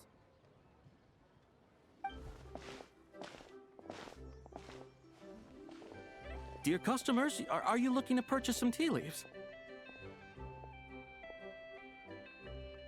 I can see from your bearing that you are no ordinary customers. My humble shop has some exquisite teas that should satisfy your more refined tastes. We're not here for quality. We're looking for a discount. A discount? Well, that's a coincidence. Our Sungla tea is on sale right now. A special festive offer. Something about the name of that tea sounds familiar to Paimon. Buy 3 boxes of Sungla tea during the festival to get 10% off. Buy 4, get 20% off. Buy 10, but... That's right! 10 boxes at half price. Have you been to our shop before by any chance? Oh, Paimon's definitely heard this spiel before. 3, 4, 10, 10, 20, 50. Zabai, what are you muttering about? When purchasing 3, 4, or 10 boxes, the corresponding discounts are 10, 20, and 50%. The intervals between the two sets of numbers are 1 and 6, and 10 and 30. Look! Her eyes turned blue! That's gotta be a first! If the differences between intervals remain equal, the interval after 6 should be 6 plus the difference between 6 and 1, which is 11. Similarly, after 30, the next interval should be 50. Therefore, extrapolating upward, the next two numbers in each set should be 21 and 100. You're making Paimon's head spin! Those numbers, what do they mean? They mean that if we buy 21 boxes of Sungla tea, we should get a 100% discount! 100% discount? You mean we'll get them for free? Oh, there was a pattern to the discounts. Is that right? The pattern we speak of is mathematics, little one. A pattern that is always right. That's amazing! You're a shopping genius, Zabai. Oh, wait. Something feels off here. I had no idea our shop's discounts were tied to the laws of nature. I've learned so much from you, dear customer. No need to thank me. Now, please give us our 21 boxes of free tea. Wait! What's the matter? Paimon just realized what it is that's not right. It took you long enough. We got the short end of the stick! Think about it. If we don't have to pay when buying 21 boxes, then if we buy even more, the vendor should be paying us money instead, right? Huh? Hey, Zabai, work this one out. If we buy 100 boxes, we'd make loads of money, wouldn't we? It stands to reason. Wait a moment, dear customers. Don't you think you're haggling a little too hard? You are the one dictating the discounts. We're simply extrapolating the numerical patterns within. As such, we are hardly haggling. You have a point. However, that's right. I'm so sorry. I just remembered. My supplier didn't come today, so we don't have any tea after all. Such a shame. Terribly sorry about this. Awful, awful luck. Where can we find your supplier? Well... Not to fret. We'll save you the effort and go straight to the source ourselves. Well, you see, dear client, the supplier's discount isn't as generous as ours. You won't be able to get the same price from them. Huh? Does that mean they won't pay us for taking their tea? They might not even offer you 100% discount. How very unfortunate. Nevertheless, as the original supplier, they must offer some sort of discount. Besides, we're not looking to make money. We just want a good deal. Well, that's great. My suppliers are all tea farmers from Chaoying Village. You can go ask around the village, but please don't say I sent you. Do not worry, we appreciate your generosity. Referring customers to your business partners, even choosing to remain anonymous, the demeanor of a true gentleman indeed. Your business will surely prosper. I hope you're right. Then let us head to Chaoying Village. Do you know the way, my guides? Of course! Just follow us!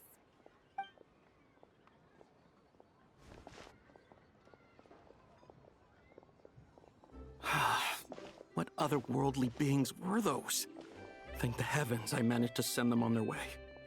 I should hurry home and pray to the White Horse Adeptus. May she bless me such that I never encounter such customers again. Here we are! Chaoying Village! The mountains and waters are pristine. They embody the beauty of heaven and earth. It's a good-looking place, all right. But it's hard to enjoy the scenery when Paimon can't stop thinking about all that tea-buying Mora we're missing out on. Should fate dictate, Mora will find its way to you sooner or later. Well, Morak certainly finds us often enough. He even sought us out in person this lantern rite. For now, let's look around and see if any tea farmers are selling their crop. We'll be able to see more clearly from up high. Let's take to the sky and enjoy the beautiful scenery while we're at it.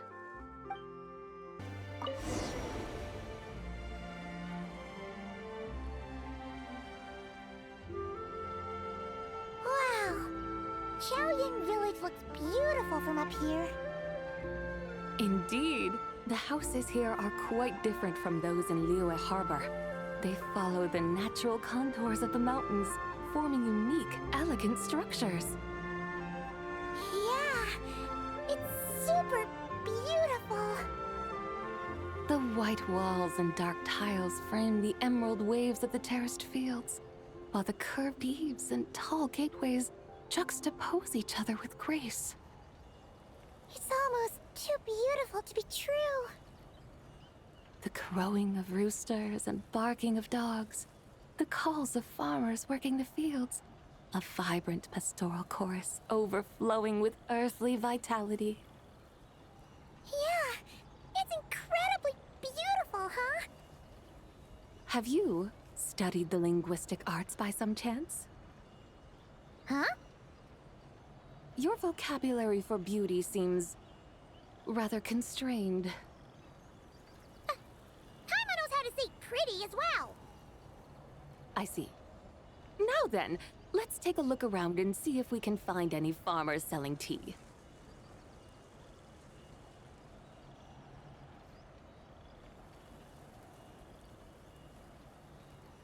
Look! There's someone in that tea field! And they look kind of familiar. Wait, is that Lu Xiangxiang? And who is that? Oh, You'll remember her once you see her up close.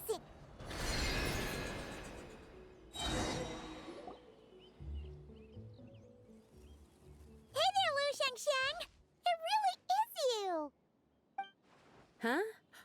Paimon, Traveler, and the White Horse Adeptus. Fancy seeing you here. The White Horse Adeptus has a name now. You can call her Zabai. And you are... Wait. I remember now, you're... Don't say anything about food poisoning or fish. You're the young lady who wanted to rise above the rest, are you not? Yes, that's me, but I'm in a bit of a state right now. At best, I can say I've fallen below them. Fallen below them? What happened? Like I said the last time we met, I'm being punished according to family rules. My father, mother, grandfather, grandmother, other grandfather, other grandmother. Oh, that's a lot of family members. Yeah, and on the night of Lantern Rite, they held a family meeting to discuss my situation. So, they do care about you. There's no doubt they care. But they think that since I caused all that trouble in Liyue Harbor, it shows I can't be trusted on my own. They decided to ground me. Ground you? Yeah, though they're not confining me to my room. Instead, I have to personally nurture a tea seedling until it grows big enough to be sold at market. Aw, a tiny little tea baby. Do they want you to experience what it's like to be a parent? It's supposed to cultivate my character and temperament. They say this will help me calm down and reflect on my issues. What happened in Liyue Harbor really wasn't your fault. Oh well, at least this punishment doesn't sound too harsh. So, how long will it take for the little tea baby to grow? Actually, I don't know. I've never grown a tea tree before. It usually takes 2 or 3 years. 2 or 3 years? Yes, the tea in this garden requires 2 or 3 years to mature. That long? Zabai, you're not making this up, are you? How do you know so much about growing tea? When the plants thrive and grow, that is the meaning of my name. I can tell at a glance when their season of ripening will come. Do I really have to waste 2 or 3 years here? Why is this happening to me? I'd only just found my direction in life.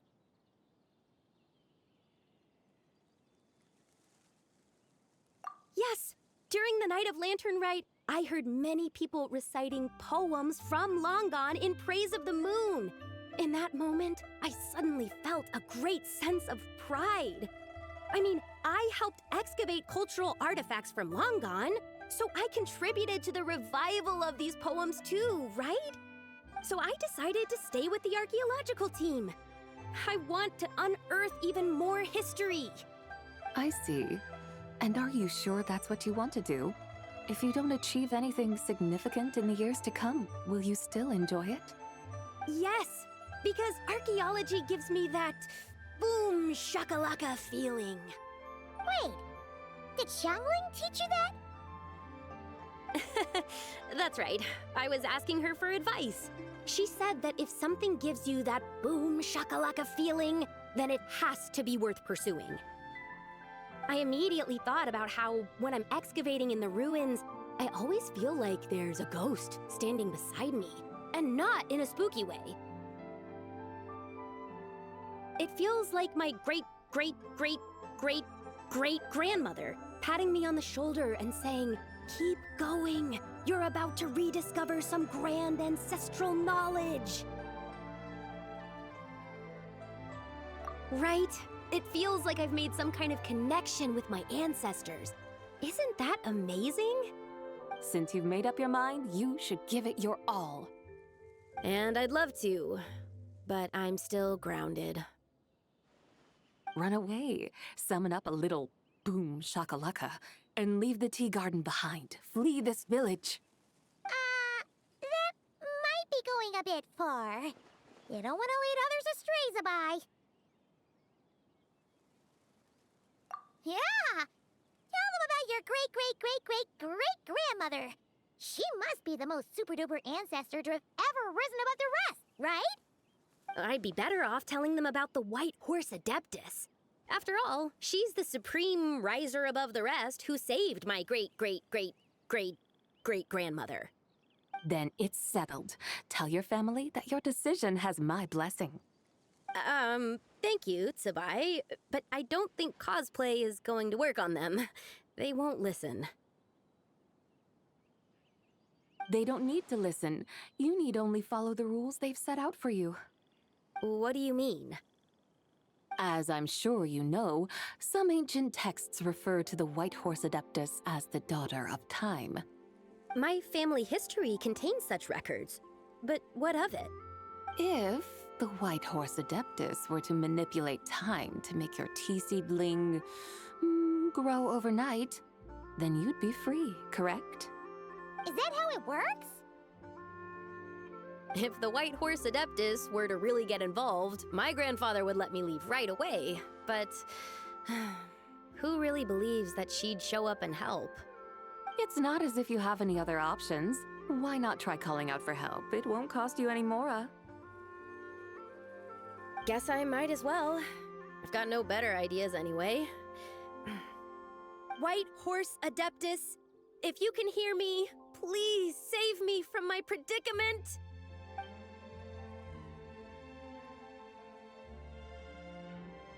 Ugh.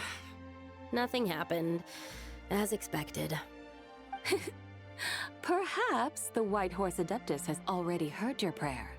Why not come back here tomorrow and take a look? By then, the seedling you planted may well have grown into a thriving tea tree. Thank you, Tsubai, for trying to comfort me. I do feel better now, kinda. But can't you really do something like that? Oh, it's getting late. Why don't you all stay at my house tonight? My family may be strict with me, but they're always welcoming to guests. That sounds great! Let's get some sleep and then come back here tomorrow to see if our tea baby has grown.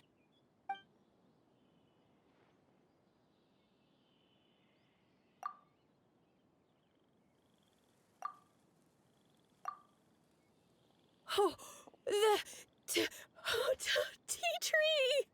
Whoa! Your tea baby is all grown up! Indeed, it has grown into a mature tea tree that can stand tall in the face of wind and rain.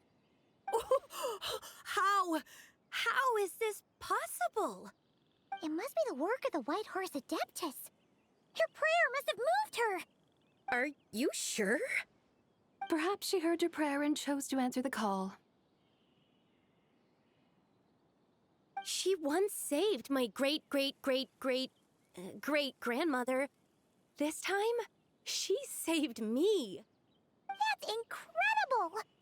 Your family must be blessed by the White Horse Adeptus. I guess so.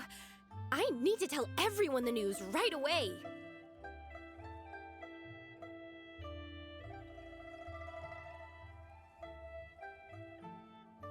They'd better. Since this is the will of the White Horse Adeptus, I don't see how they could object.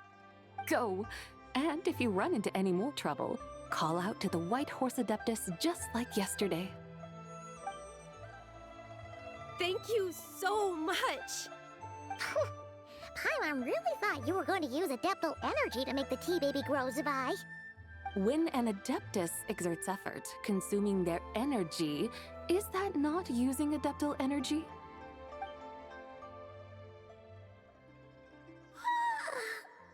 All right. What are we doing out here in the middle of the night? We're here to help Lu Xiangxiang fulfill her wish, of course. Can you really make the tea baby grow? It won't be easy, but there are ways.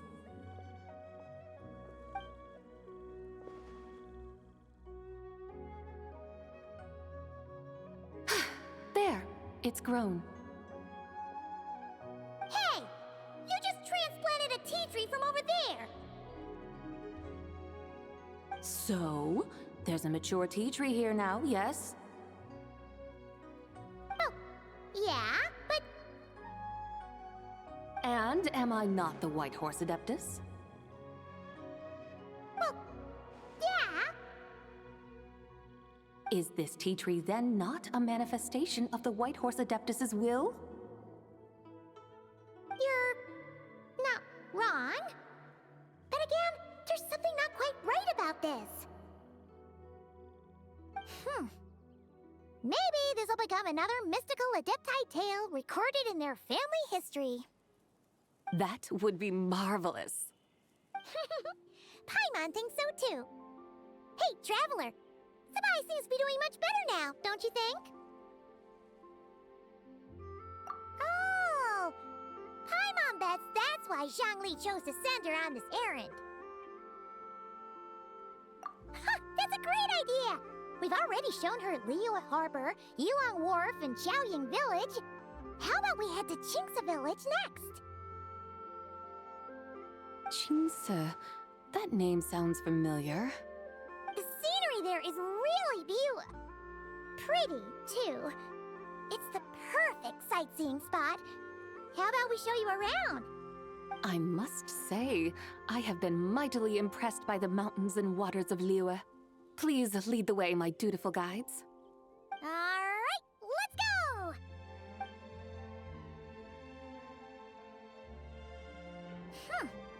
Paimon can't help feeling like we've forgotten something. Pay it no mind. I've already forgotten more than you will ever know. All right. If we forgot something, it can't have been that important to begin with. Qingce Village, here we come! We should plant cucumbers. We should plant canolas. We should plant cucumbers. They're easy to sow. We should plant canolas. The flowers are pretty. What are you arguing about, little ones? We're deciding what to plant in our field once Lantern Rite is over. Yeah! Dad gave us a small plot of land to grow our own crops. He said we can keep all the more we get from selling them. We should plant cucumbers, right? Dad plants cucumbers every year. We should plant canolas. We can press the seeds for oil. It smells good and sells for a good price. Ah, an agricultural debate. This should be easy to sort out. Granny, are you a farmer? Could you tell us what to do? Granny? What did you just call me, you rapscallion? Oh no, her eyes are gonna turn red again. It's just... my granny smells really nice, and you smell nice too, so... Sorry. How about we call you Auntie instead? Auntie? Oh, all right. Big Sis Sabai, can you help us decide whether we should grow cucumbers or canolas in our field? You little rascals! Using priceless land like this just for cucumbers and canolas? What a waste of heaven's gifts! Huh? What should we plant instead? With the coming of spring, when all things awaken, the fields should be sown with the 5 grains. What are those? The 5 grains are life's staples, the heart of the people's table. I notice the people here mostly eat rice, so that is where you should begin. Based on the local climate and soil, seedlings planted in mid to late spring should produce mature grain within 2 or 3 months. When autumn comes, you can plant a second crop, with time still to harvest it before the first frost. The rice you harvest can be sold at market or kept in your stores. It's a far better choice than cucumbers or canolas. Oh, but Big Sister Sabai, I like canolas. That's no issue. It is unsuitable for continuous cropping in any case. You can rotate it with rice to maximize your yields. After the second rice harvest, around wintertime will be the perfect opportunity to sow their seeds. And when they mature in mid to late spring, you shall be just in time to sow the first rice crop of the year in turn. This way, your field will sustain balance, rice and canola in a harmonious cycle. Wow! That means we'll have crops to harvest all year round! Wait a minute! If rice and canola take up the whole year, what about my cucumbers? A firefly dares rival the brilliance of the moon? In what twisted universe should cucumbers vie for land with rice? Big Sis Zubai! You're going to hurt Lil Bee's feelings! Auntie hates cucumbers!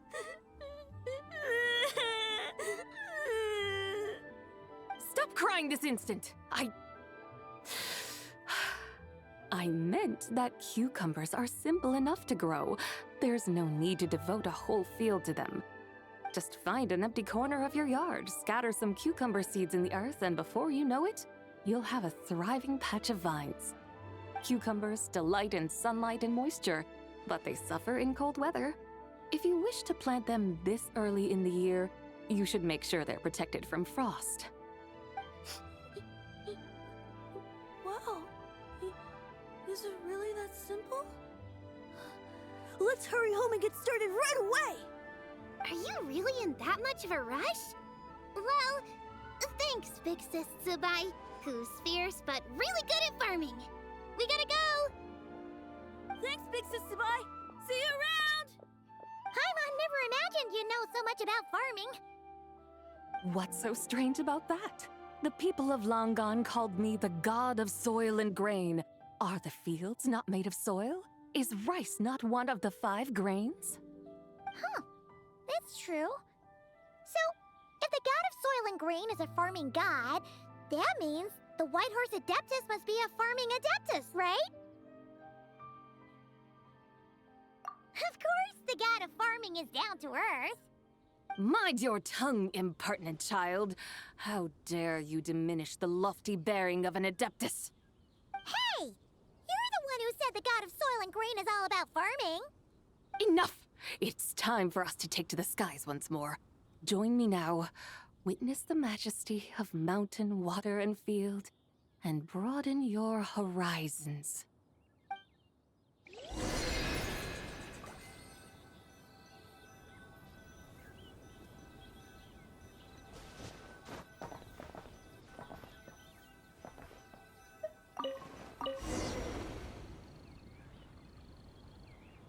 Wow! The terraces look so pretty from up here. The mountains tower like pagodas, the hills coiling at their feet like shells. Layers built upon layers, rising and falling in harmony. A truly unique and mesmerizing sight. Thinking about it, you have a special connection to this place, you know. A special connection? Yeah! There's a local legend about a white horse leaping from a pure spring to follow Rex Lapis into battle. Don't you remember? You must have been living in seclusion around here. That does sound somewhat familiar. Oh, and if we keep going up this way, we'll reach a super-duper spooky spot. He might have a connection to that place, too. There's an ancient array that seals away the remains of a fallen god. A god's remains? Yeah! The people of Liyue turned that story into an opera called The Sanctification of Tao Do. Does that ring any bells? Tao Do. Huh. The 7 and 8 gates array. That's right, that's right! You do remember! Buna, the god of the underworld, who could pacify the forces of life and death. Huh? So, Tao Do had another name? Let's go take a look.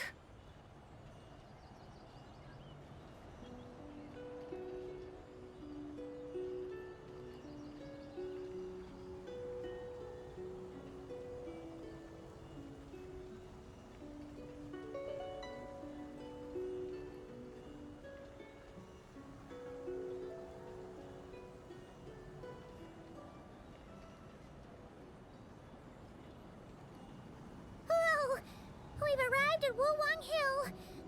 The atmosphere just turned spooky. I can't help but feel there's something strange about this friend you haven't seen in ages. Huh? Paimon thought she heard someone's voice. Let's head down and check it out.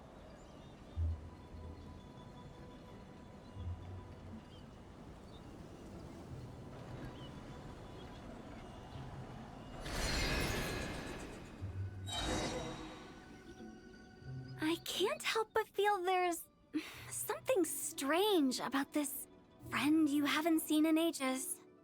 Strange? Whatever do you mean?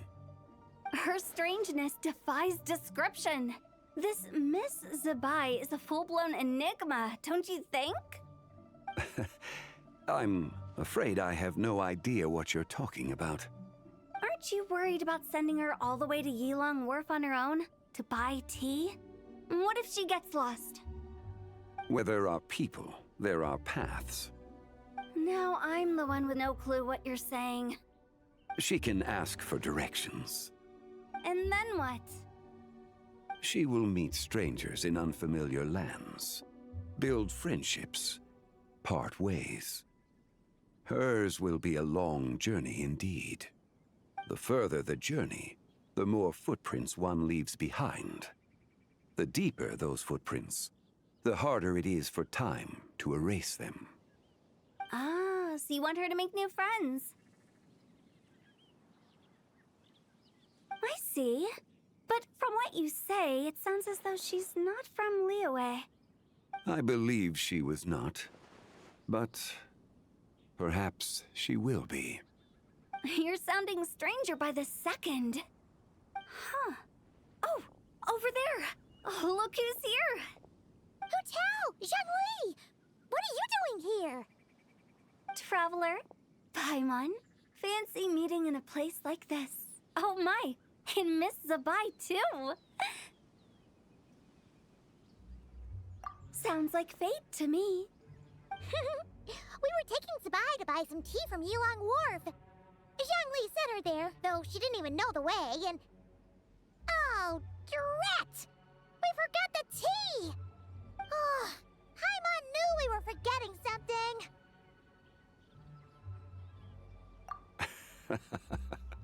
What's done is done. There's no need to dwell on it. Fresh tea grows with each passing year. Let fate deliver it as it wills. Exactly. You can get tea wherever you go.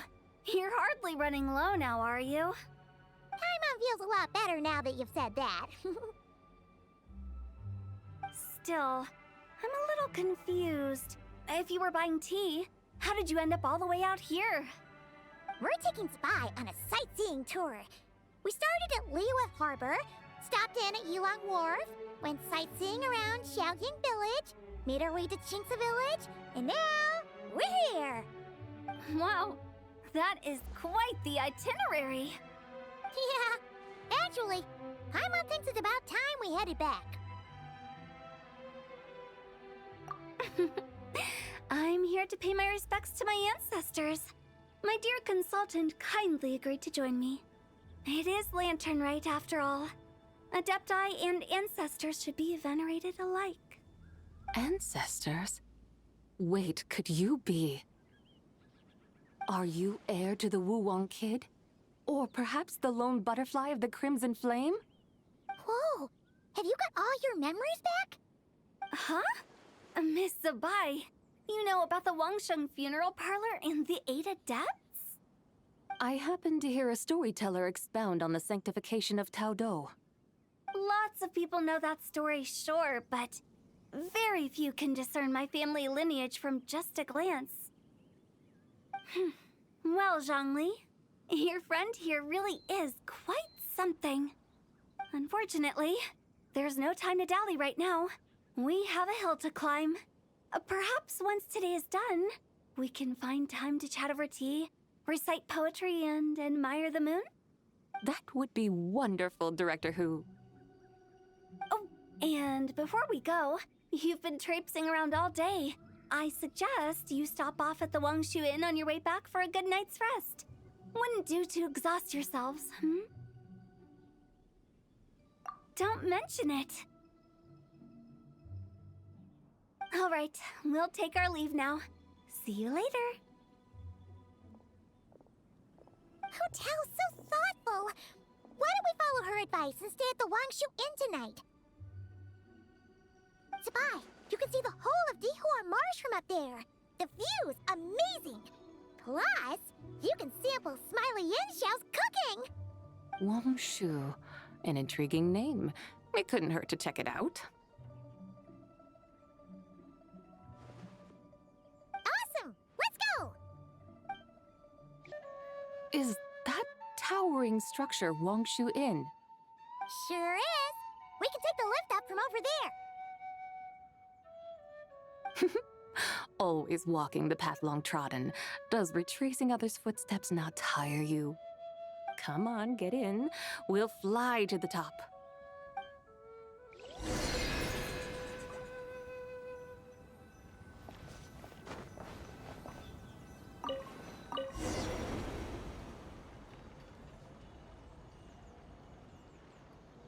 Are we really going to fly up to Wangshu Inn? Isn't that a bit showy? All the guests are going to see us. Is that a bad thing? To be able to witness an Adeptus. This will surely add to the inn's appeal, not to mention the room prices. The owner will thank us. You seem to really like showing off your powers. This inn's architecture is incredible, and the surrounding countryside radiates a picturesque charm. No wonder the new proprietor of the Baiju guest house thinks he can't compete and has decided to change his own establishment's name. The new proprietor? Ah, you mean Lu Shengsheng's dad. So you know about that, too. Personally, Paimon thinks it should go with something like Rex's Rest. That's a contender's name if Paimon's ever heard one. A fitting name indeed. So you think the guest house should change its name, too? Paimon kinda thought you'd say something like, such sacrosanct traditions must never change. Time flows ever onward. Why should the rules of yesterday be carried forward into the world of tomorrow? The people of today should determine what is to be kept. Huh. You're not as old-fashioned and stuffy as Paimon thought. The years ebb and flow, seas recede to reveal fields. In the vastness of time, I am but a wild horse in a boundless sea of dust. Even Rex Lapis, having waded through the waters of the river of time, is not quite the same as before. Zhongli? What was he like before? That is another story for another time.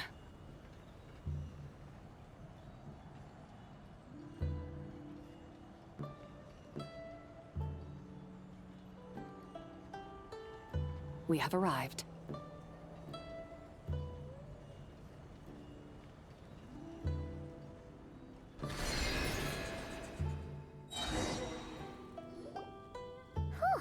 This is the first time Paimon's ever flown up to Wangshu Inn on a chariot. Everything's so different when you're up high. Wangshu. Like moon lanterns and shell lanterns. Might it all be a coincidence? What's a coincidence? Do you not know what Wangshu means?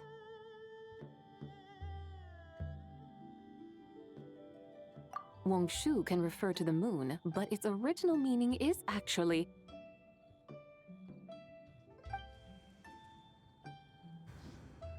the goddess who rides the bright moon's chariot. And you must be the conqueror of demons. Xiao!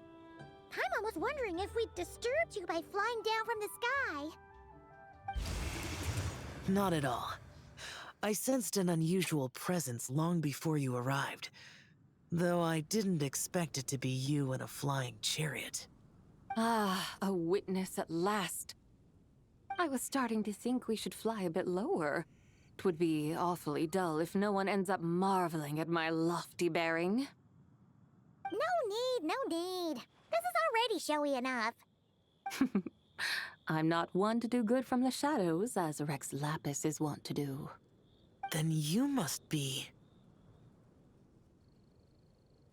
Nay, I'm only cosplaying as the White Horse Adeptus, in truth. Cosplaying? What's that? Ugh, ignore her nonsense. She's a genuine article. The one and only, completely authentic White Horse Adeptus. It's just... Xiao, did Zhongli say anything about her being a teensy bit... not quite right? Mental instability, perhaps? Did Zhongli tell you that?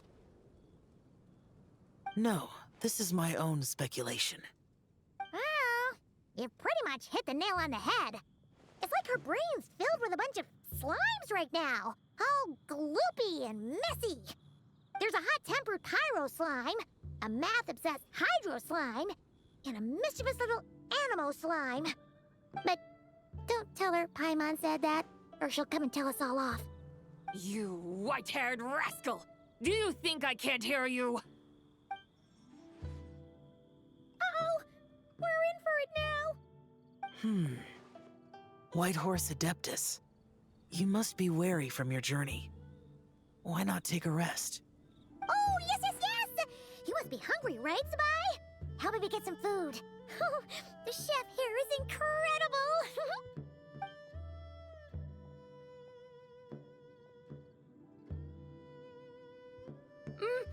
It's so hot! So spicy! Are you okay? Do you want Paimon to get you some water? Don't worry about me. I just need to pace myself.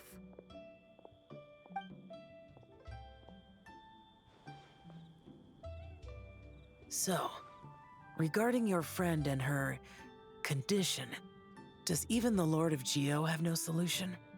Zhongli said we should wait and she'll get better on her own.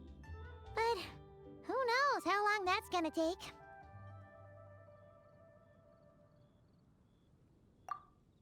Is that why her personalities change so easily? Paimon thinks that has something to do with her 3 deadly selves.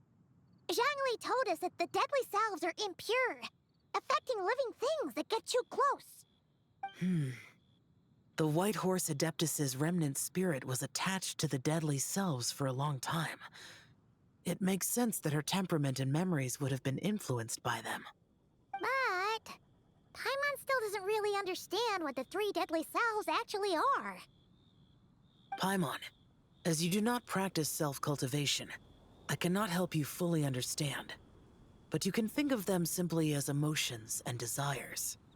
The act of severing the 3 deadly selves is a means of exercising wicked desires and cultivating one's true self. I believe other nations have similar practices. In Sumeru, it is known as shattering Atmagraha. Oh, so it's about emotions, desires, and attachments, that sort of thing. It includes those. I wonder, does she still remember what happened in the past? Some of it, but right now, it's like she was suddenly awakened.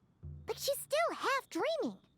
The half that's still dreaming might remember things, but the half that's awake doesn't quite get it. Conqueror of demons, are you looking to learn about Rex Lapis's past from me? You are an old friend of his, so please, call me by my name. But Conqueror of Demons sounds so much more imposing.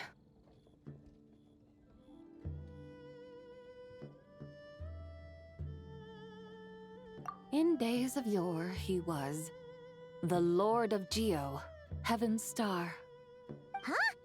You said the same thing the day you came back. But what does it mean?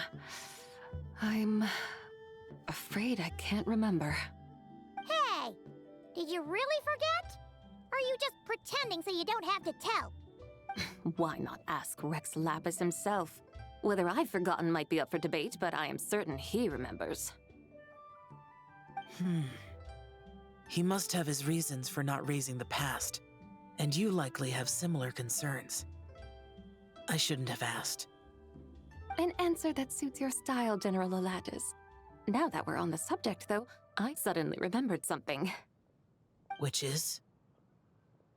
In the distant past, there was a feast, which I attended. I faintly recall the Lord of Geo also being present that day. Oh! And then? What happened? Among the dishes served, there was one that could be found in every household throughout Langan at the start of spring. A dish called Flavor of Spring. I suddenly remembered the recipe for this dish. Is that it? Yes! Since it's Lantern right here in Liyue, why don't I make some for you to try? That sounds good.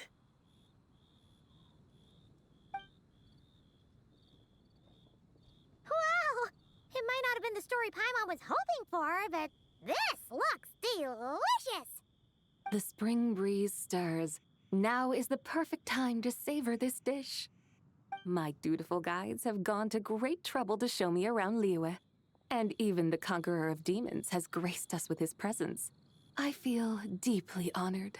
This Flavor of Spring is my way of expressing my gratitude. There's no need for such grand words.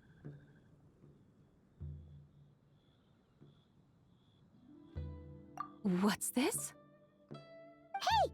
It's that broken jade token from the Antiques exhibition!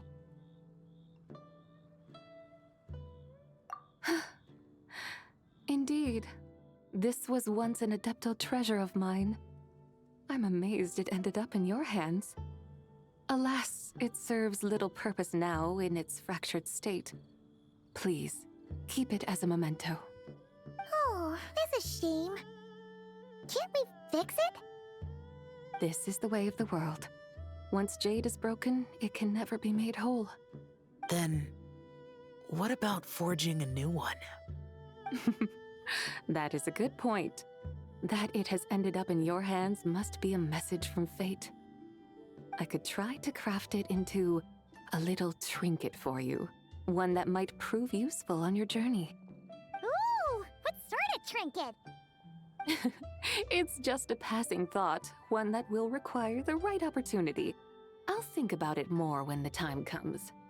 Now that we've had our fill, we should get some rest. Tomorrow we return to Liyue Harbor, where I'll have need of your guidance once more.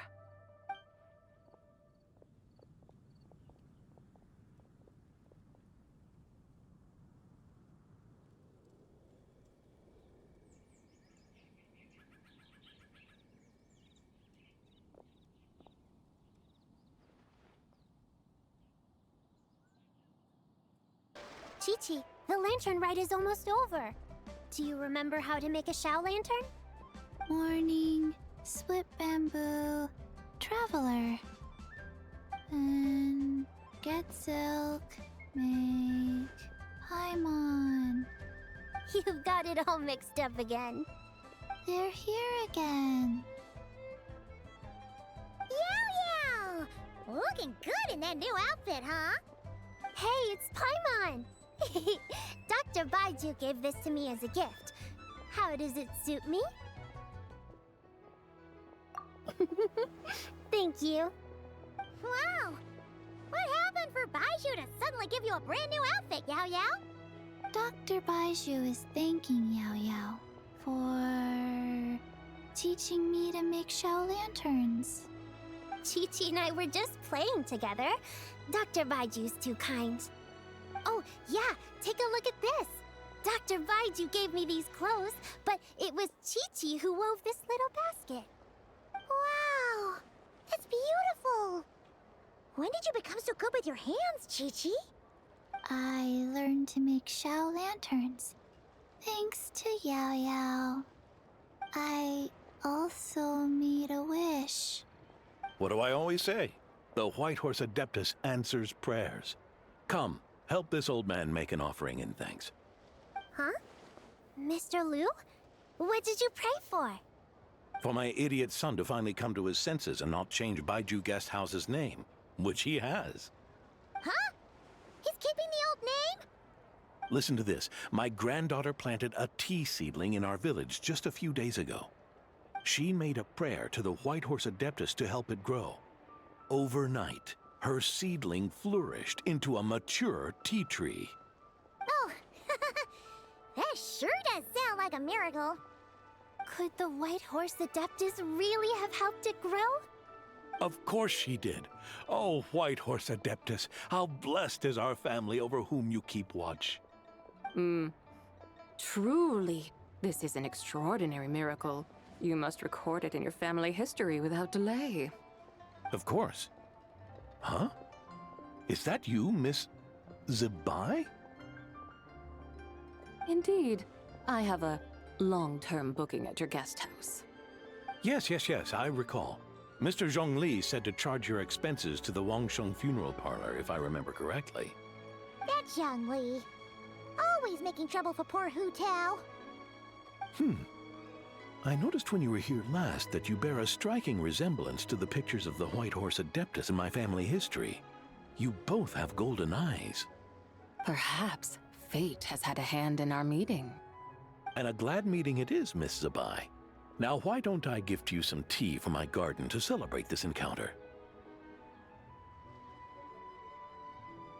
We grow Sunghua tea there, and it has quite the reputation throughout Yilong Wharf. I hope you will accept it. Oh! Sunghua, buy 10 boxes, get half off teas. Back on the menu. Buy 10 boxes, get half off? Don't be silly. This is a gift. It's free. Woohoo! Nice! Thank you so much, Boss Lu. There's no need to thank me. You're a visitor from out of town, which makes you an honored guest. Make yourself at home. Lantern Rite may have ended, but the streets are still bustling with activity.